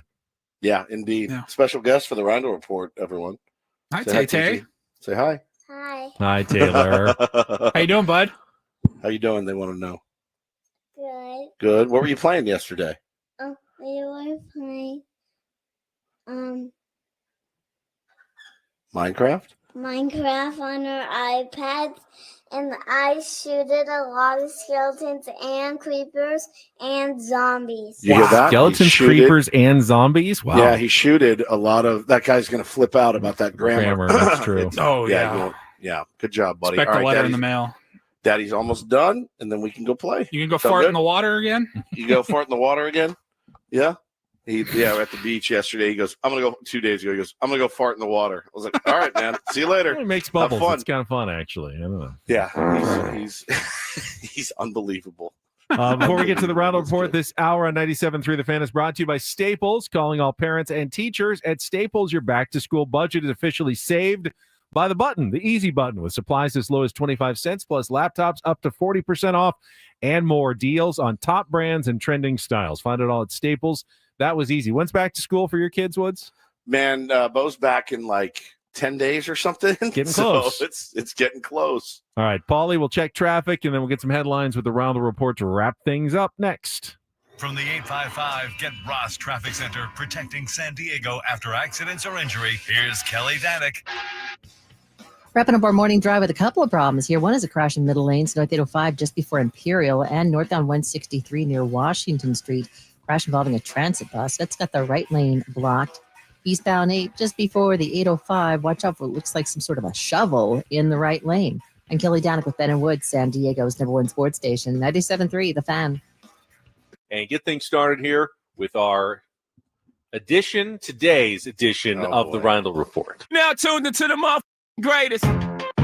Welcome to the Rindle Report with Paul Rindle. Hi, Paul. All right. 2 stories from the world of sports that we haven't gotten to yet. We'll start off in Major League Baseball. And 1 story that you didn't know you needed. Are you laughing, biatch? It's the Rindle Report Hey, Paul, how you doing? Okay, how are you? on 97.3 The Fan.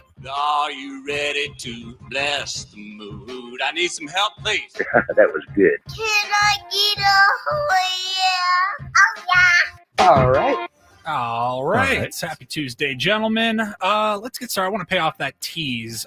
Feel good story in the NHL. We don't talk a ton of hockey, especially during the offseason, but this was pretty cool. So Matthew Schaefer, and I want to make sure I get everything right here because they have different terminology in hockey, but Matthew Schaefer was the #1 overall pick in the 2025 NHL draft recently. And he's a kid. I say kid. He's 17 years old. He turns 18 on September 5th. But he's a 17-year-old kid from Hamilton, Canada. He was drafted by the New York Islanders. And yesterday, he was getting ready to sign his contract, his entry-level, I think it's a 3-year contract. Yeah, 3-year entry-level deal. But beforehand, he was scheduled to meet with a bunch of kids at the facility that they had invited. And this group of children, they were all there because they had lost one or both of their parents. Kind of an outreach program. And they got to meet the #1 draft pick and see the arena and the locker room. And they got to get stuff signed by Matthew Schaefer as well. There is a video that the Islanders put out. It's muted. I'm going to put it up on our stream for you guys to watch along. But the coolest part was at the end. Now, Matthew Schaefer, he was able to relate to these kids. His mom passed away last year when he was, I guess he would have been 16 at that time. And she passed away from breast cancer earlier last year. So he obviously, this was emotional for him. And after he signed all of their gear and took pictures and signed jerseys and toured them around, the coach comes out and he goes, "We actually got one more surprise here. And the kids actually have something for you, Maddie." And they brought up his 3-year official contract and offered it to him. And he was able to sign it right there in front of all of these kids. It was a really, really, really cool moment. How's he not sobbing all over it? Oh my God. That's a great story. I mean, he barely looks older than the kids he's there to sign autographs for. Yeah. That's incredible. It was so cool, incredible. Man. Any other thoughts on that? No, but very sweet. Very nice moment. Well done by the Islanders. All right. Ben, I'm sure you have plenty of thoughts on this story. I don't know that we've talked about this yet. How did we miss this? How did this not? Were we just loaded on don't do this stories? This happened over the weekend. No, this was, last week. There was an incident, and I think this has happened a few times now, where during WNBA games, people that are doing stuff that they're not supposed to be doing are throwing, sex toys onto the playing surface, onto the court. Personal use. Can't say the word. Right. Not supposed to. Adam gets mad. Yeah. The D word. Ben, what would you say? A phallus? Rubber phallus, I think, would be the scientific technical term. Yeah. Save that. Yes. So, look, I want the phallus, and then I want the other one. The photos, the video, everything, it made the rounds on social media if you weren't watching the game between Golden State and Atlanta last week. And police have arrested a 23-year-old Delbert Carver. He was arrested. Delbert, He faces counts of disorderly conduct, public indecency / indecent exposure, and criminal trespass, according to law enforcement records. So the trespassing one, I was like, did he not have a ticket? And did he just sneak in? Yeah, I think they're overcharging him, like indecent exposure. He didn't get naked. It's not. But what if he put it down there and wiggled it around? I mean, but maybe right. indecent. As weird as it would be, I'm just roll with me here. As weird as it would be, if you had one of those in your hand and you were walking down, Fifth Avenue in downtown, you're not doing anything illegal, right? That's not indecent. Aren't you? No, weird, let's but put it not this way. illegal. If you threw like a dog's chew toy that was about the same size onto the court, that would be inappropriate. Don't throw things on the court. Would they absolutely throw the book at you, or are they specifically making an example because what he threw on the court was so much worse? Well, they don't want that to continue, so you do need to make an example out of the first person. Disorderly conduct sounds absolutely accurate. I don't know about indecent exposure or criminal trespass. Right. Yeah, but I mean, it was neon green. It wasn't human skin colored. I saw a picture of it. Yeah. Let's not do that. What do you need to get into the details? Let's not throw. No. Let's not throw anything, those. obviously, onto the field or court of play during a game. ESPN got a hold of the report. It says here that he told police it was just supposed to be a joke and it was supposed to go viral. I'm sorry. Bad judgment. Definitely. Bad judgment. So it happened twice. Was it him both times? It was not him, but it was the same team. Golden State then went to Chicago. This happened when they were on the road in Atlanta last Tuesday. And then on Friday night, the Valkyries went to Chicago to play the Sky, and it happened again. They says here, Chicago police responded by email that we don't see a call of service for that incident. Interesting. Very interesting. Yeah, let's not do that. Let's just be better. Finally, this got a lot of people a little bit outraged and a little bit confused. A Danish zoo, a zoo in Denmark, is up against it a little bit because they kind of freaked people out when they put out a Facebook post for the official zoo's account. The picture had a European lynx that looks very hungry. Oops, sorry. There we go. That's the Islanders. It looks very hungry and ready to eat. And their call to anybody that is a fan of the zoo was, we need food for our animals here. And they are asking if you would donate your pets to the zoo to be fed to all of their bigger animals. And people go, hang on, what the hell is this about? Now, you did have to click around. If you go to their website, it does say they are looking for rabbits, chickens, guinea pigs, and small horses. So they're not taking small horses. Right. If you have a small horse, there you go. So it's not like dogs or cats, but that's absolutely what people started when they see that. They're like, you want my pet, my dog? You want me to just bring it to the zoo? Even if you have a pet rabbit, you're still not bringing it to be eaten.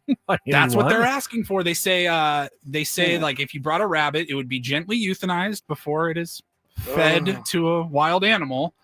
And people are going, well, what are you talking about? But it was not like typical household pets like a dog or a cat or anything like that. But they are still legitimately asking for guinea pigs, rabbits, snakes, chickens.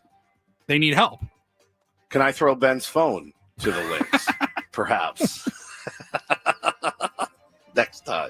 I think calling it a pet. Oh, hello. Wow. Having them call it a pet was loud. a mistake.